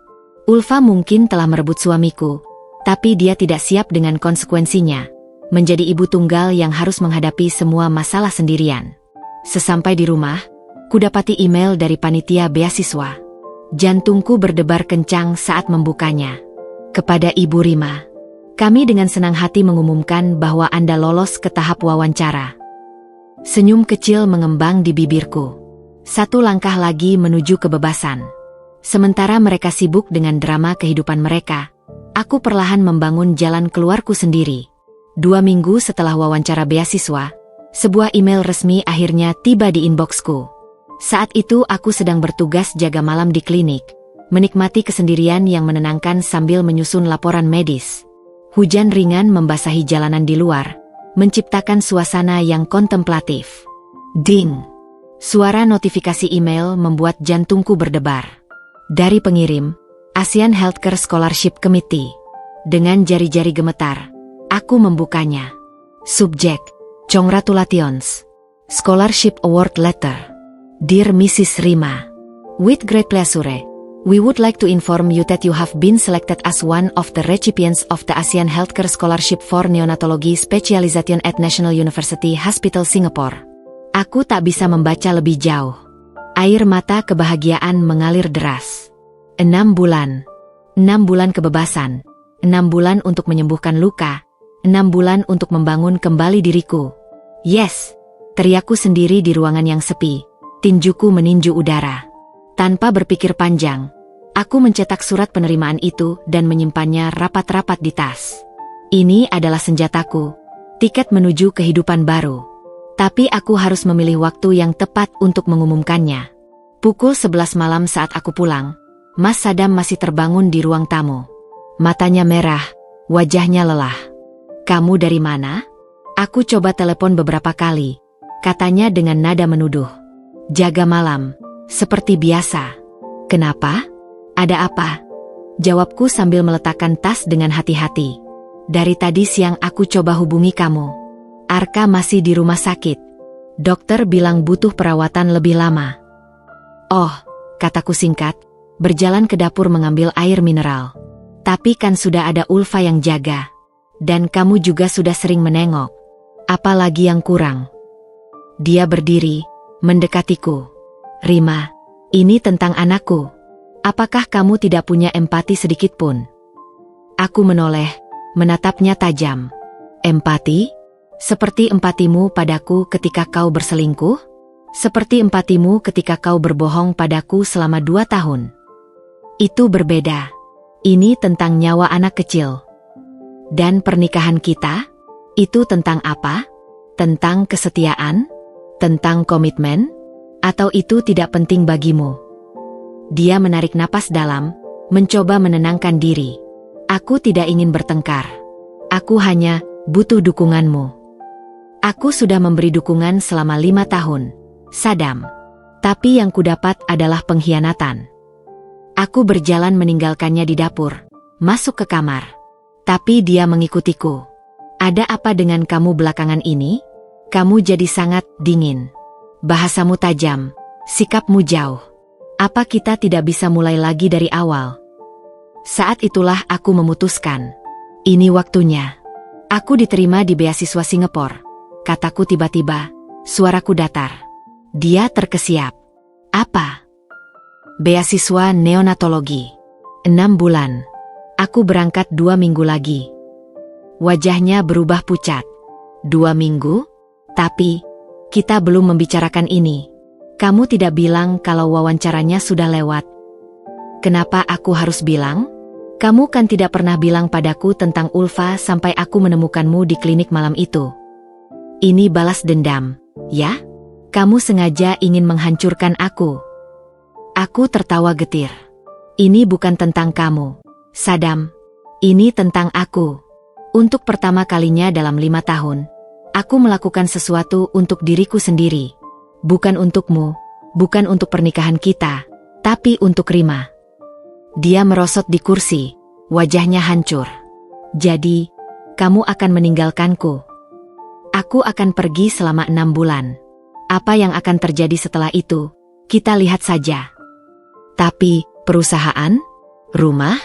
Apa yang akan kulakukan sendirian? Kamu tidak sendirian, kan? Kamu masih punya Ulfa dan Arka. Jawabku dingin. Mungkin ini kesempatan bagus untuk kamu memutuskan siapa yang benar-benar kamu inginkan. Aku ingin kamu. Aku sudah putus dengan Ulfa. Seperti yang kamu minta. Benarkah? Aku menyilangkan tangan. Tadi siang kamu di rumah sakit menemaninya. Kamu masih transfer uang untuknya. Kamu masih peduli padanya. Jadi jangan bilang sudah putus. Dia tak bisa menyangkal. Tapi Arka. Jangan selalu bersembunyi di balik Arka. Kamu masih punya perasaan pada Ulfa. Akui saja. Diam menyelimuti kamar kami. Akhirnya, dia mengangguk pelan. Aku masih sayang padanya. Tapi aku juga sayang padamu. Aku bingung. Nah, akhirnya jujur juga, kataku. Nah, selama 6 bulan ini, kamu punya waktu untuk memikirkan apa yang benar-benar kamu inginkan. Tapi ingat, aku tidak akan menunggu. Aku mengambil surat penerimaan beasiswa dari tas dan meletakkannya di depannya. Ini buktinya. Aku sudah terima. Aku akan berangkat, dengan atau tanpa restumu. Dia membaca surat itu dengan wajah semakin pucat. National University Hospital, ini bergengsi sekali. Ya, dan aku pantas mendapatkannya. Dia menatapku lama, seperti baru menyadari sesuatu. Kamu, selama ini aku tidak sadar betapa cerdas dan ambisiusnya kamu. Karena kamu terlalu sibuk dengan gundikmu sampai tidak memperhatikan istrimu sendiri. Dia menghela napas panjang. Kapan berangkatnya? Tanggal 15. Aku sudah urus visa dan semuanya. Tinggal packing saja. Dan, apa kita masih ada kesempatan? Aku tidak tahu, Sadam. Tapi selama 6 bulan ini, aku ingin kamu memikirkan satu hal. Apa yang akan kau lakukan jika posisiku dan Ulfa terbalik? Jika aku yang punya anak dengan laki-laki lain, tapi tetap memintamu menungguku. Dia tak menjawab, tapi dari wajahnya aku tahu dia mulai memahami. Malam itu, untuk pertama kalinya, aku tidur dengan senyum kecil. Aku mungkin kehilangan suami, tapi aku mendapatkan diriku kembali. Dan itu adalah pertukaran yang sepadan. Keesokan harinya, aku mulai mempersiapkan kepergianku dengan diam-diam. Setiap baju yang kumasukkan ke koper terasa seperti melangkah menuju kebebasan. Setiap dokumen yang kususun rapi adalah tiket menuju kehidupan baru. Dan yang terpenting, surat penerimaan beasiswa itu kusimpan di dompetku, sebagai pengingat bahwa di balik semua kesedihan dan pengkhianatan, masih ada harapan untuk kebahagiaan. Hari ulang tahun pernikahan kami yang ke-6. Pagi itu, Mas Sadam sudah berdiri di depan pintu kamarku dengan buket bunga mawar merah dan kotak hadiah kecil. Wajahnya penuh harap, seperti anak kecil yang berharap diampuni. Selamat ulang tahun pernikahan, Rim, ucapnya lembut saat aku membuka pintu. 6 tahun yang penuh kebahagiaan bersamamu. Aku menerima bunga itu dengan anggukan. Terima kasih. Buka hadiahnya, desaknya penuh semangat. Dengan acuh, aku membuka kotak itu. Di dalamnya tergeletak kalung emas dengan liontin berbentuk hati yang dihiasi berlian kecil. Persis seperti yang selalu kuidamkan dulu. Ini indah, kataku, berusaha terdengar tulus. Seperti kamu, bisiknya, mencoba mencium pipiku tapi ku hindari. Aku harus bersiap ke klinik. Ada jadwal vaksinasi bayi hari ini, ucapku sambil meletakkan kalung kembali ke kotaknya. Wajahnya jatuh. Tapi, aku sudah pesan makan malam di restoran favorit kita, yang dulu selalu kita kunjungi setiap anniversary. Aku tidak janji bisa datang, Sadam. Jadwalku padat. Tolong, Rim. Untuk kenangan. Aku menghela napas. Aku coba. Tapi jangan harap terlalu banyak. Sepanjang hari di klinik, pikiranku melayang pada kalung itu. Aku ingat betul, setahun yang lalu di anniversary ke-5, aku menunjukkan gambar kalung persis seperti itu padanya. Saat itu dia bilang harganya terlalu mahal. Tiba-tiba bisa membelinya sekarang. Batinku sinis. Saat istirahat, Tanpa sengaja aku membuka galeri foto di ponsel Mas Sadam yang tertinggal di rumah dan kusimpan untuk diantar nanti. Aku iseng membuka folder Proyek Bintaro. Folder yang sering dipakainya untuk menyembunyikan foto-foto Ulfa. Dan di sanalah, di antara foto-foto konstruksi, terselip gambar yang membuat darahku mendidih. Foto Ulfa dengan kalung yang persis sama, diambil seminggu yang lalu. Kaptionnya, "Thank you for my early anniversary gift, sayang. Love you forever." Aku berdiri terpaku, tangan gemetar memegang ponsel. Jadi bukan hanya bunga dan perhatian yang dibagi, tapi juga hadiah anniversary? Kalung yang seharusnya simbol cinta eksklusif antara suami istri? Malam itu, saat Mas Sadam menjemputku di klinik, aku masih bisa menahan amarah. Aku duduk di sampingnya di mobil, diam 1000 bahasa. "Kamu masih mau ke restoran?" tanyanya penuh harap. "Tentu," jawabku dengan senyum tipis. "Tapi aku harus ambil dokumen dulu di rumah. Ada laporan darurat yang harus kuselesaikan." Sesampai di rumah, sementara dia menunggu di mobil, aku dengan cepat menuju garasi. Mobilnya yang Mercedes hitam, mobil kebanggaannya, terparkir rapi. Dengan gerakan cepat, aku menuangkan sekantung gula ke dalam tangki bensinnya. Cukup untuk membuat mesin mogok dalam perjalanan, tapi tidak cukup untuk merusak permanen. "Sudah siap?" tanyanya saat aku kembali. "Siap," jawabku, menyimpan senyum kepuasanku. Restoran mewah itu hanya 2 kilometer dari rumah. Tapi tepat di tengah perjalanan, mesin mobil mulai tersendat-sendat. "Aneh," gumam Mas Sadam. "Ini baru saja servis." Mobil semakin lambat, sampai akhirnya mogok total di persimpangan jalan yang ramai. Klakson berbunyi dari belakang.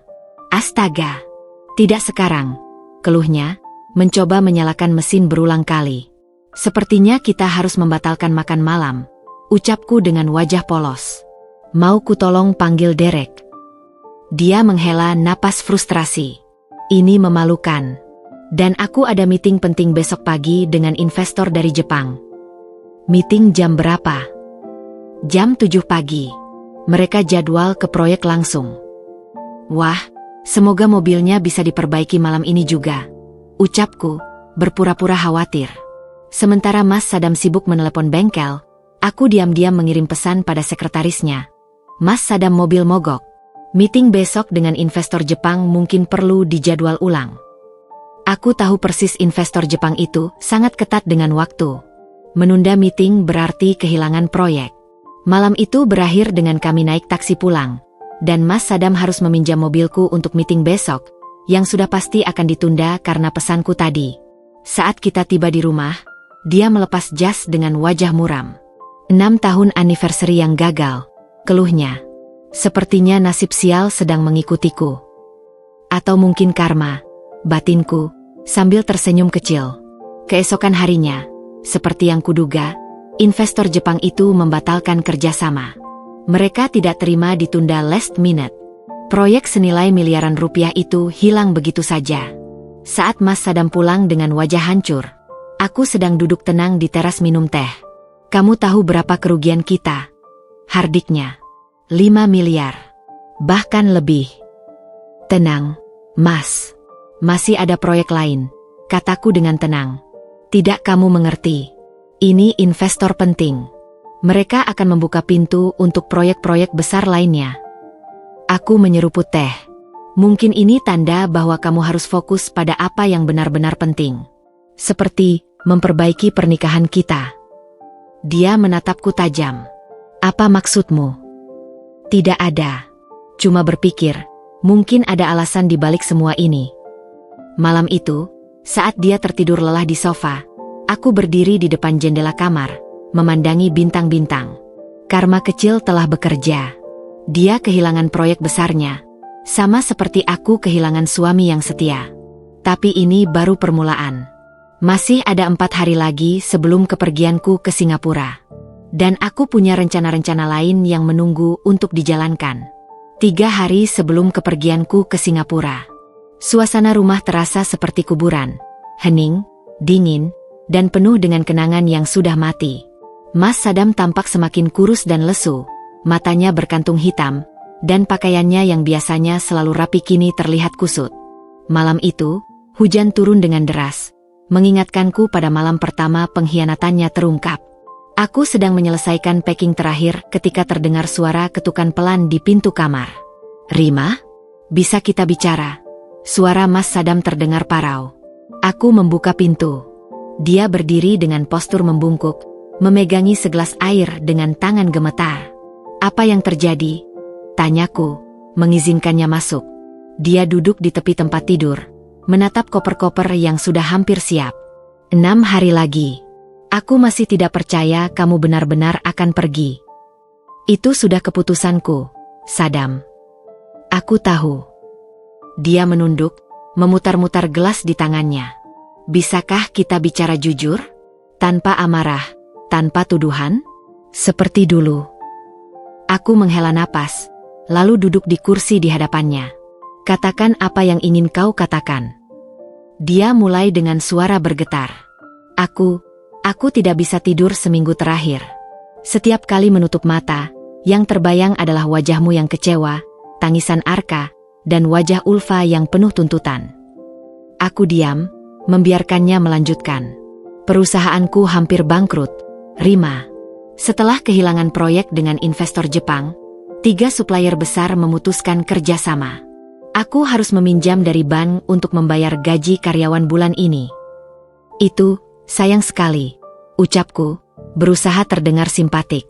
Yang paling menyakitkan, air matanya mulai mengalir, adalah menyadari bahwa selama ini, yang menahan perusahaan tetap bertahan adalah kamu. Aku terkejut. Apa maksudmu? Perhitunganmu yang teliti, pengelolaan kas yang hati-hati, bahkan saran-saran bisnis yang selama ini aku anggap remeh, semuanya ternyata penting. Tanpa itu, semuanya runtuh. Dia menatapku, matanya penuh penyesalan. Aku terlalu sombong, Rim. Aku pikir aku yang menjalankan segalanya, padahal kamu adalah pondasinya. Kamu baru menyadarinya sekarang? Tanyaku, tidak bisa menahan diri. Dengar aku, Rima. Dia bersimpu di depanku, tangannya memegangi lututku. Aku bersalah. Aku menghancurkan pernikahan kita. Aku menyia-nyiakan perempuan terbaik yang pernah aku miliki. Aku menarik napas dalam, merasakan campuran kemenangan dan kesedihan. Kenapa butuh waktu sampai segini untuk menyadarinya? Karena aku idiot, hardiknya pada dirinya sendiri. Aku terbuai oleh pujian Ulfa, oleh rayuannya yang membuatku merasa seperti dewa. Dia membuatku merasa kuat, sementara kamu selalu membuatku merasa harus menjadi lebih baik. Jadi itu salahku? Karena membuatmu merasa tidak cukup baik? Bukan. Itu salahku. Karena aku tidak bisa menerima bahwa untuk menjadi baik, aku harus mengakui kelemahanku. Dan di depan Ulfa, aku bisa berpura-pura sempurna. Aku berdiri, berjalan ke jendela. Kamu tahu, Sadam, selama 5 tahun pernikahan kita, aku selalu percaya bahwa cinta kita cukup kuat untuk menghadapi segala masalah. Tapi ternyata, cinta tidak cukup ketika hanya datang dari satu sisi. Aku masih mencintaimu, Rima, bisiknya. Dengan cara yang kacau dan egois, tapi itu benar. Aku tidak lagi yakin apa itu cinta, Sadam. Bagiku sekarang, cinta seharusnya tidak menyakiti. Cinta seharusnya membangun, bukan menghancurkan. Dia menarik napas dalam. Aku sudah putus dengan Ulfa. Benar-benar putus. Aku blokir nomornya, tutup semua aksesnya ke rekeningku. Tapi Arka. Dia menghela napas berat. Aku akan penuhi kewajibanku sebagai ayah. Tapi murni sebagai ayah. Tidak ada hubungan lain dengan Ulfa. Apa kamu yakin bisa? Tanyaku, masih ragu. Tidak, jawabnya jujur. Tapi aku akan berusaha. Untukmu. Untuk kita. Aku menatapnya lama. Di matanya, untuk pertama kalinya, aku melihat kerentanan yang tulus. Bukan manipulasi, bukan drama, tapi penyesalan yang dalam. Sadam, ucapku pelan. Aku masih akan pergi ke Singapura. Ini bukan tentang kamu atau Ulfa lagi. Ini tentang aku. Dia mengangguk, air matanya mengalir deras. Aku tahu. Dan kamu pantas mendapatkan itu. Kamu pantas mendapatkan segala yang terbaik. Dia berdiri, berjalan ke pintu. Sebelum pergi, dia menoleh sekali lagi. Apakah masih ada harapan untuk kita? Aku memandangi wajahnya yang hancur, mengingat semua kenangan indah yang pernah kami bagikan. Tapi juga mengingat betapa dalam lukanya. Aku tidak tahu, Saddam. Mungkin selama 6 bulan ini, kita berdua akan menemukan jawabannya. Dia mengangguk pelan. Aku akan menunggumu, Rima. Berapapun lama yang kamu butuhkan. Setelah dia pergi, aku merosot di lantai, tubuh gemetar. Pengakuannya tadi menyentuh bagian dari diriku yang masih mencintainya.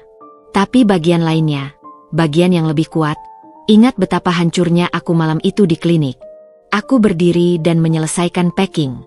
Di dasar koper, kuselipkan foto pernikahan kami, bukan sebagai simbol harapan, tapi sebagai pengingat akan apa yang pernah kami miliki dan apa yang telah hilang. Malam itu, untuk pertama kalinya, aku tidak mengunci pintu kamar. Tapi Mas Saddam juga tidak mencoba masuk. Kami tetap terpisah oleh tembok yang dia bangun sendiri, tembok pengkhianatan yang mungkin terlalu tinggi untuk didaki lagi. Dan dalam kesendirianku, aku mulai menerima bahwa beberapa luka terlalu dalam untuk sembuh sepenuhnya. Beberapa kepercayaan terlalu hancur untuk direkatkan kembali. Mungkin tujuan ke Singapura bukan untuk memperbaiki pernikahan kami, tapi untuk belajar melangkah tanpanya. Bandara Internasional Soekarno-Hatta ramai seperti biasa. Suara deru pesawat, dentang troli bagasi, dan percakapan dalam berbagai bahasa memenuhi ruang keberangkatan. Aku berdiri di depan pintu check-in, dikelilingi oleh koper dan kenangan. Mas Saddam berdiri di hadapanku. Wajahnya pucat meski pagi itu cerah. Dia memakai kemeja biru yang kupilihkan, warna yang selalu membuat matanya bersinar. Tapi hari ini, matanya redup. Semua dokumen sudah diperiksa. Tanyanya, suaranya serak. Sudah. Paspor, tiket, surat beasiswa. Semuanya. Jawabku sambil merapikan tas tangan. Dia mengangguk, tangannya masuk ke saku celana. Aku, ada sesuatu untukmu. Dia mengeluarkan sebuah amplop coklat. Ini, untuk berjaga-jaga. Dengan penasaran, aku membuka amplop itu. Di dalamnya ada selembar cek dengan jumlah yang membuat mataku terbelalak. 500 juta? Saddam, apa ini? Tabungan darurat.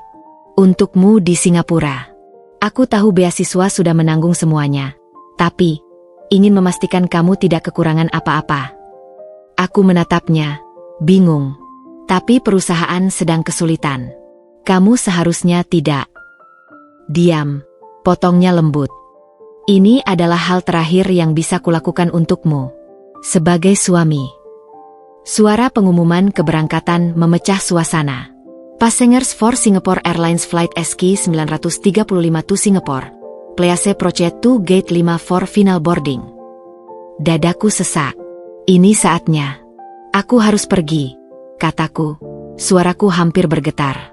Dia mengangguk, matanya berkaca-kaca. Rima, sebelum kamu pergi, ada satu hal yang harus kukatakan. Aku diam, menunggu. Aku melepaskanmu. Aku terkesiap. Apa? Dengan berat hati, aku melepaskanmu. Kamu tidak perlu merasa terikat padaku selama di Singapura. Kamu bebas untuk menemukan kebahagiaanmu sendiri. Saddam, aku tidak. Tolong, potongnya, matanya penuh air mata. Biarkan aku melakukan ini. Ini satu-satunya hal yang bisa kuberikan padamu sekarang, kebebasan. Dia mengambil tanganku, menaruh cek itu di telapak tanganmu. Gunakan ini untuk memulai hidup baru. Untuk apapun yang kamu butuhkan. Tapi, pernikahan kita lihat nanti. Setelah 6 bulan.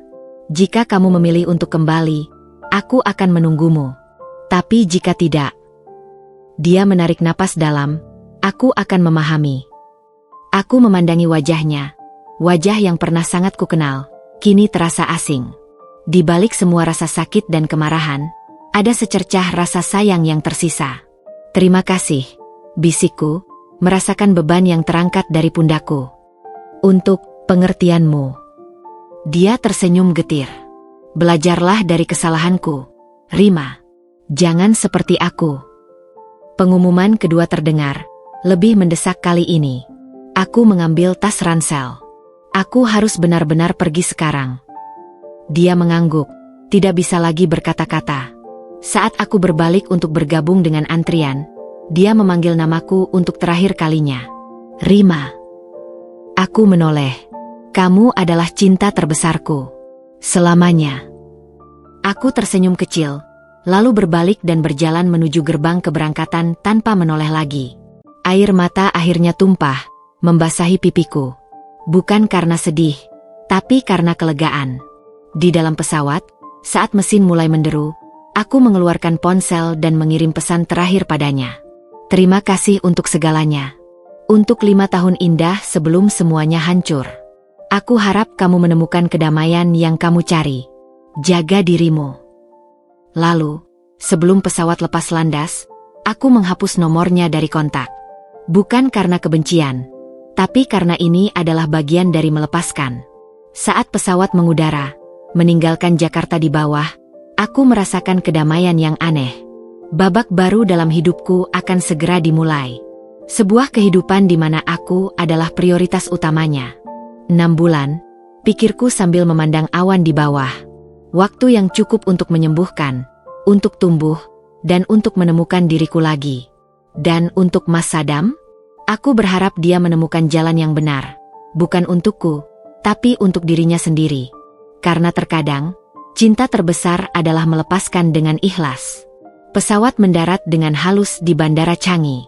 Saat aku melangkah keluar, udara lembab yang hangat menyambutku, berbeda dengan AC dingin yang kutinggalkan di dalam kabin.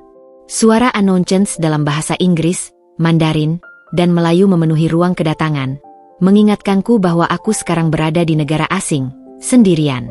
Welcome to Singapore, ucap petugas imigrasi dengan senyum ramah setelah memeriksa pasporku dan surat beasiswa. Thank you, jawabku, merasa gelombang kebebasan yang aneh mengaliri tubuhku. National University Hospital, NUH, telah mengatur asrama untuk para peserta beasiswa. Kamar kecil di lantai 12 itu sederhana tapi lengkap. Tempat tidur tunggal, meja belajar, kamar mandi dalam. Yang paling kusuka adalah jendela besar yang menghadap ke kota Singapura. Pemandangan gedung-gedung tinggi yang menjulang dan lalu lintas yang sibuk membuatku merasa seperti karakter di film baru. Hari pertama di NUH adalah serangkaian orientasi yang melelahkan tapi mendebarkan. Dr. Aisyah Tan, supervisor program neonatologi, menyambut kami, 3 peserta beasiswa dari Indonesia, Malaysia, dan Thailand. Selamat datang di program spesialisasi neonatologi, ucap Dr. Tan dengan bahasa Inggris yang fasih. Di sini, kalian akan belajar tidak hanya teori, tapi juga praktik langsung di NICU, Neonatal Intensive Care Unit. Bersiaplah untuk bekerja keras. Ruang NICU membuatku terpana. Bayi-bayi prematur yang kecil renta terbaring di inkubator, dikelilingi oleh mesin-mesin canggih dan para perawat yang telaten. Aroma antiseptik memenuhi udara, dan suara monitor yang konstan menjadi soundtrack ruangan ini. Kalian akan dirotasi di berbagai bagian NICU, jelas Dr. Tan. Mulai dari perawatan bayi extremely low birth weight, hingga manajemen komplikasi pernapasan. Di hari ketiga, aku mendapat pengalaman pertama menangani bayi prematur dengan berat hanya 800 gram. Tanganku gemetar saat membantu memasang selang makanan. Steady, Rima, bisik Nur Selim, perawat senior yang mendampingiku. Take and feel your energy. Stay calm. Aku menarik napas dalam, mengingatkan diriku pada pelatihan yang sudah kujalani. Perlahan, rasa panik itu mereda, digantikan oleh fokus profesional. Kehidupan di Singapura ternyata tidak hanya tentang kerja. Aku mulai menikmati eksplorasi sendirian di hari libur. Naik MRT ke Orchard Road hanya untuk window shopping, mencoba makanan di Hawker Center, atau sekadar duduk di Gardens by the Bay menikmati pemandangan. Suatu sore, saat aku sedang belajar di perpustakaan kampus, seorang pria mendekatiku. Excuse me, are you one of the scholarship students from Indonesia? Tanyanya dengan aksen Singapura yang khas. Aku mengangguk. Yes, I'm Rima. I'm Dr. Raj, from the Cardiology Department. I heard about your group. Welcome to NUH.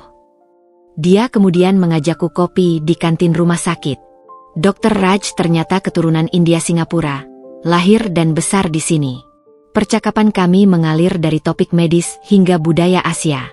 It must be hard being away from your family, ujarnya simpatik.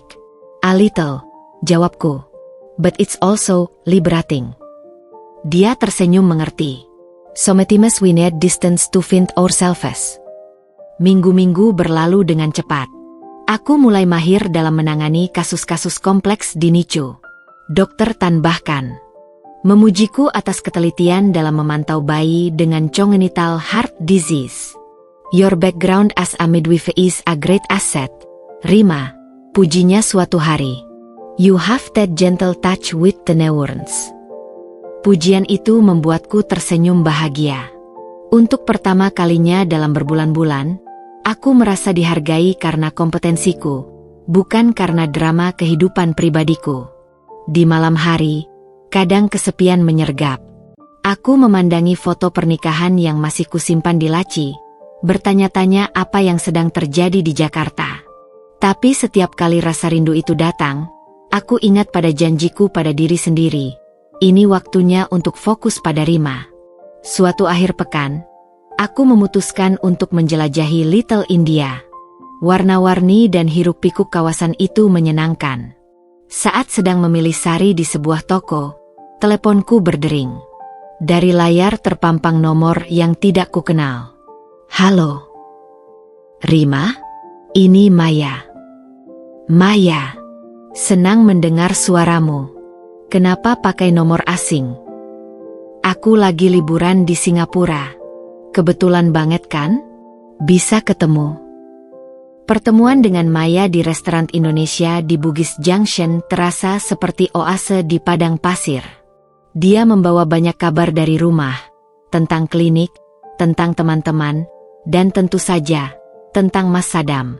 Dia sering nanyain kamu, Rim, ungkap Maya sambil menyantap nasi padang. Tapi kelihatannya kurus dan lesu.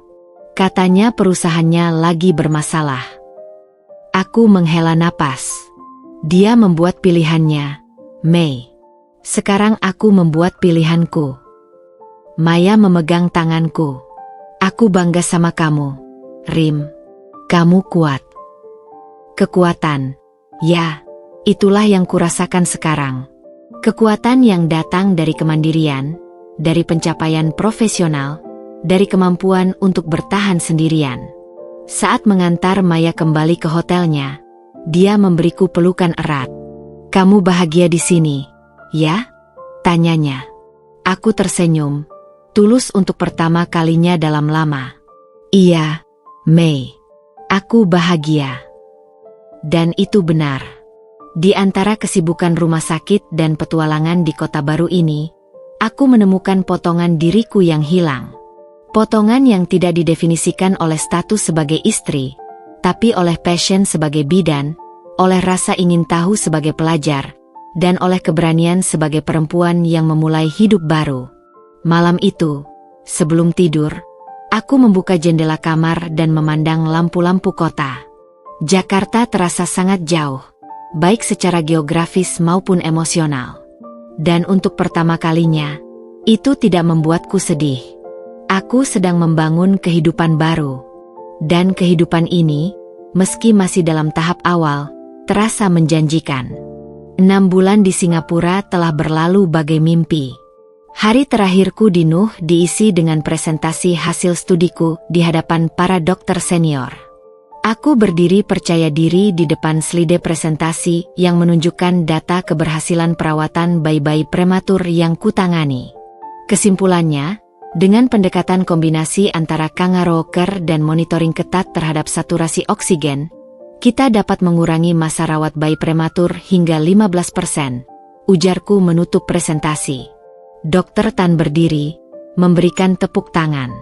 Excellent work, Rima. Your research will be implemented in our standard operating procedure. Saat sedang berkemas di asrama, teleponku berdering. Dari layar terpampang nomor Indonesia yang tidak kukenal. Halo. Bu Rima? Ini Pak Hendra, akuntan perusahaan Mas Sadam. Suara di seberang terdengar gugup. "Pak Hendra? Ada apa? Kenapa menghubungi saya?" "Maaf mengganggu, Bu. Tapi, perusahaan sedang dalam masalah besar. Beberapa kreditor sudah melaporkan ke kepolisian. Mas Sadam, dia hilang sejak 3 hari yang lalu." Kursi yang kududuki terasa goyah. "Apa? Hilang?" "Ya, Bu. Setelah proyek terakhir gagal dan supplier menuntut, dia seperti menghilang. Kami tidak bisa menghubunginya." "Dan Ulfa? Apa dia tahu?" "Sudah kami hubungi. Katanya juga tidak tahu. Dia malah minta uang untuk biaya hidup karena Mas Sadam sudah berhenti memberi nafkah sejak 2 bulan lalu." Aku menutup mata, mencerna semua informasi ini.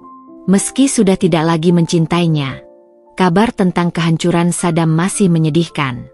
"Pak Hendra, apa yang bisa saya lakukan?" "Kami butuh akses ke dokumen-dokumen perusahaan. Mungkin Bu Rima bisa membantu? Kami tahu dulu Bu Rima yang mengatur banyak administrasi." Aku menghela napas panjang. "Saya akan pulang besok. Kita bicara langsung." Penerbangan pulang ke Jakarta terasa berbeda dengan kepergianku dulu. Kali ini, aku kembali sebagai Rima yang baru, lebih percaya diri, lebih kuat, dan lebih mandiri. Sesampai di bandara, tidak ada yang menjemput. Aku langsung menuju kantor perusahaan. Pemandangan yang menyambutku membuat hatiku terenyuh. Kantor yang dulu ramai kini sepi. Hanya ada Pak Hendra dan beberapa staf setia yang tersisa. "Bu Rima," sambut Pak Hendra dengan wajah lega. "Akhirnya Anda datang. Ceritakan semuanya dari awal, Pak." Duduk di ruang rapat yang dulu menjadi kebanggaan Sadam, Pak Hendra menjelaskan keruntuhan bisnis yang sistematis. Proyek gagal satu persatu, supplier tidak dibayar, hingga akhirnya kreditor melakukan penagihan melalui jalur hukum. "Yang paling parah, Bu," kata Pak Hendra dengan suara bergetar, "Mas Sadam ternyata menggelapkan dana proyek untuk keperluan pribadi. Untuk Ulfa." Batinku, tapi tidak kuucapkan. "Di mana rumahnya sekarang?" tanyaku. "Masih di rumah yang sama, Bu. Tapi katanya akan disita bank minggu depan." Malam itu, aku berdiri di depan rumah yang dulu kutinggali. Rumah yang penuh kenangan, kini terlihat suram. Lampu tidak menyala, dan halaman depan dipenuhi sampah daun. Dengan kunci cadangan yang masih kusimpan, aku membuka pintu. Bau apek menyergap. Rumah yang dulu selalu rapi kini berantakan. Botol-botol minuman berserakan, piring kotor menumpuk di wastafel. "Sadam?" panggilku pelan. Tidak ada jawaban. Aku menyalakan lampu dan menjelajahi rumah.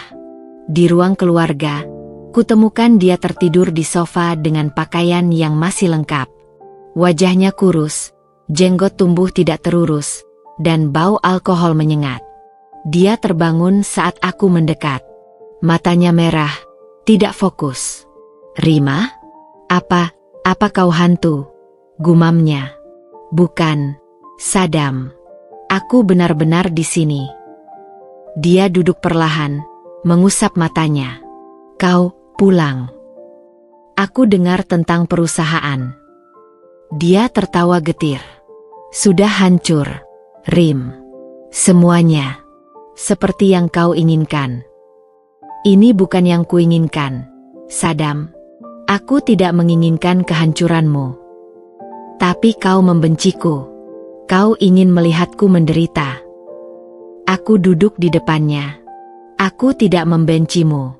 Aku hanya tidak lagi mencintaimu seperti dulu." Air matanya mulai mengalir. "Aku telah kehilangan segalanya, Rima.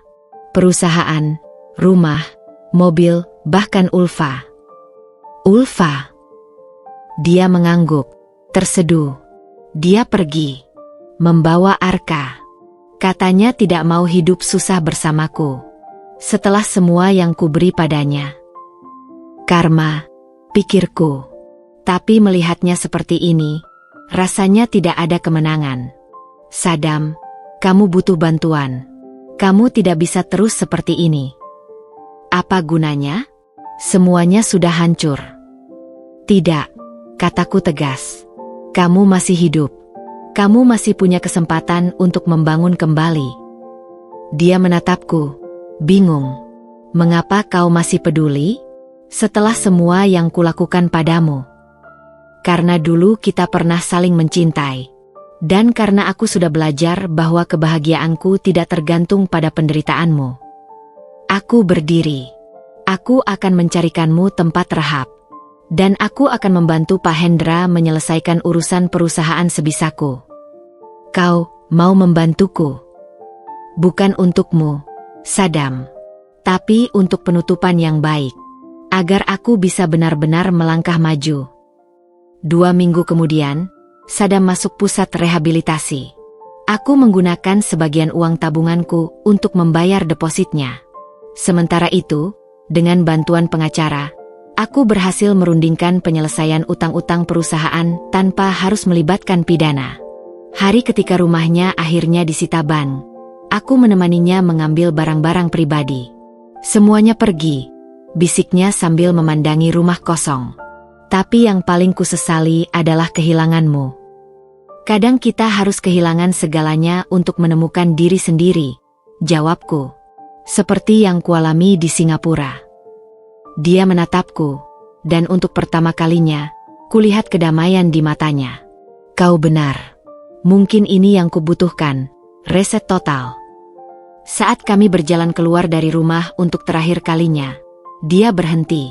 Rima, terima kasih. Untuk semuanya. Untuk cintamu dulu, untuk pengampunanmu sekarang. Aku tidak sepenuhnya memaafkanmu, Saddam. Tapi aku sudah berdamai dengan masa lalu kita. Dia mengangguk. Itu sudah lebih dari yang kuharapkan. Kami berpisah di depan gerbang. Dia menuju rehab, sementara aku menuju apartemen kecil yang baru kusewa. 2 jalan yang berbeda, 2 kehidupan yang terpisah. Malam itu, di apartemen baruku yang sederhana, aku berdiri di balkon memandang kota Jakarta. Ada rasa sedih. Tapi juga harapan. Saddam mendapatkan karmanya, kehilangan segalanya karena keserakahannya. Tapi aku memilih untuk tidak menjadi bagian dari balas dendam itu. Aku telah menemukan kekuatanku di Singapura.